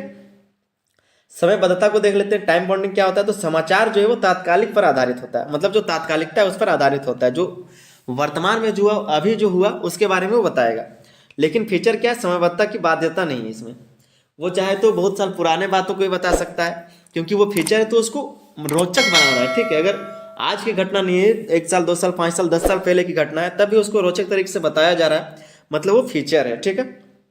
तो उसमें समय की बाध्यता नहीं है कि इतने साल तक का आप बताएंगे या फिर इतने टाइम में आपको बताना है। 10 मिनट के समय है आपको 100 खबरों को बताना। जैसे समाचार में क्या होता है कि 10 मिनट में 100 खबरों को बताना रहता है, तो वो बताते हैं। लेकिन फीचर में ऐसा कोई टाइम बाउंडिंग नहीं है, आप बता सकते हैं आराम से, क्योंकि फीचर का मतलब ही यही होता है कि किसी भी चीज़ को विस्तार से बताना। फिर आपका शैली, तो दोनों में शैली क्या होनी चाहिए, समाचार में सीधी और स्पष्ट। समाचार में जो शैली है वो सीधा और स्पष्ट होना चाहिए। फीचर में क्या है, तो रचनात्मक और व्याख्यात्मक। फीचर जो है वो रचनात्मक होना चाहिए, मतलब थोड़ा सा नाटक तरह का होना चाहिए, देखने में अच्छा लगे, समझे उसको, लोग उसको देखने में मजा आए, उसको खुशी हो जाए। ठीक है। तो रचनात्मक और व्याख्यात्मक होना चाहिए, उसको बोलते हैं फीचर। और जो सीधा और स्पष्ट है उसको बोलते हैं समाचार। फिर है दायरा। तो दायरा क्या होता है इसका, तो समाचार सीमित और तथ्यात्मक, और फीचर में जो विस्तृत और वर्णनात्मक। ठीक है, तो समाचार का जो दायरा है वो सीमित होता है कि अब मान लीजिए कि कोई 1 बजे कोई न्यूज आता है तो 2 बजे तक वो खत्म हो जाता है, तो उसका एक दायरा है कि आप इतने बजे तक बताएंगे। और दूसरा बात है कि कोई भी घटना के बारे में उतना ही बता सकेगा जितना वो हुआ है। लेकिन अगर कोई फीचर है तो जिसके बारे में बताएगा तो उस घटना का पूरा रिजल्ट आ चुका रहता है, उसको बोलते हैं फीचर। जब उसका वर्णन किया जाता है लगातार कई मतलब कि कई घंटों तक भी वो कर सकता है जब तक कि उसको पूरा ना किया जा सके। तो फीचर में क्या है कि उसको विस्तृत और वर्णनात्मक बनाया जाता है। फिर आपका पाठक की रुचि। ठीक है, तो समाचार मुख्य रूप से घटनाओं और सूचनाओं पर होता है। पाठक का जो रुचि होता है समाचार में वो सिर्फ घटनाओं या फिर सूचनाओं पर होता है, क्योंकि जब कोई घटना होता है उसको सुना समझा और जो सूचना आया उसको देखा, बस हो गया, समाचार पूरा हो गया। लेकिन जो पाठकों का रुचि फीचर में होता है तो मानवीय सांस्कृतिक और विषयगत रुचियों पर होता है। मतलब किसी भी संस्कृति के बारे में कोई बता रहा है तो उसको अच्छा लग रहा है देखने में, फोटो के माध्यम से दिखा रहा है कि यहाँ पर गए थे तो ऐसा हुआ था वैसा हुआ था। किसी भी मानव के बारे में या फिर किसी भी विषयगत मतलब कि व्यक्तिगत या फिर विषयगत रुचियों के बारे में बता रहा है तो अच्छा लगता है देखने में, तो वो क्या है, पाठक की रुचि इस सब चीज़ में होता है। ठीक है, तो इसको बोलते हैं फीचर। फिर है लंबाई, लेंथ। ठीक है, तो समाचार अपेक्षाकृत संक्षिप्त होता है। मतलब जो समाचार है वो फीचर के अपेक्षाकृत क्या है, तो छोटा होता है, संक्षिप्त होता है। लेकिन जो फीचर है वो लंबा है और गहराई में जाने वाला होता है। मतलब लंबा भी रहता है, मतलब जो फीचर है उसको वर्णन करते करते लंबा भी हो सकता है उसके बारे में बताने में, क्योंकि फीचर को जो है बहुत ही विस्तार से बताया जाता है और इसका जो बहुत डीप तक जाता है, क्योंकि क्या हुआ था कैसे हुआ था सब कुछ बताना है। ठीक है, फीचर में, तो इसी को बोलते हैं फीचर। और समाचार में क्या, तो अपेक्षाकृत संक्षिप्त होता है, वो छोटा होता है। उसके बाद उदाहरण देख लेते हैं इसका, समाचार का क्या उदाहरण और फीचर का भी। तो किसी राजनीतिक घटना या प्राकृतिक आपदा की रिपोर्टिंग। उदाहरण में देख लीजिए कि जो समाचार है वो किसी राजनीतिक घटना या फिर किसी भी तरह का जो घटना होता है रोड के बारे में या फिर राजनीति के बारे में या फिर किसी भी तरह का अंतर्राष्ट्रीय राष्ट्रीय घटना होता है उसके बारे में बताता है, या फिर जो प्राकृतिक आपदा होता है प्राकृतिक जो घटनाएं होती है उसके बारे में रिपोर्टिंग करता है समाचार। लेकिन फीचर क्या करता है, तो भारतीय त्योहारों की विशेषताओं पर लेख लिखता है, भारतीय त्योहारों पर भी लेख लिखता है। मतलब कई तरह की चीजें फीचर में आती है। ठीक है, जिसके बारे में विस्तृत से बताया जाता है, विस्तार से बताया जाता है। तो ये सब उदाहरण है। उसके बाद हम लोग देखते हैं निष्कर्ष को। निष्कर्ष आप लोग जरूर लिखेंगे। निष्कर्ष में आपको लिखना है कि फीचर पत्रकारिता का एक महत्वपूर्ण माध्यम है जो किसी विषय पर गहराई और रचनात्मकता के साथ जानकारी और मनोरंजन प्रदान करता है। यह समाचार की तात्कालिकता से मुक्त होता है और पाठकों की भावनाओं और रुचियों को केंद्र में रखता है। समाचार और फीचर एक दूसरे के पूरक हैं और ये दोनों का उद्देश्य समाज को जागरूक और शिक्षित करना है।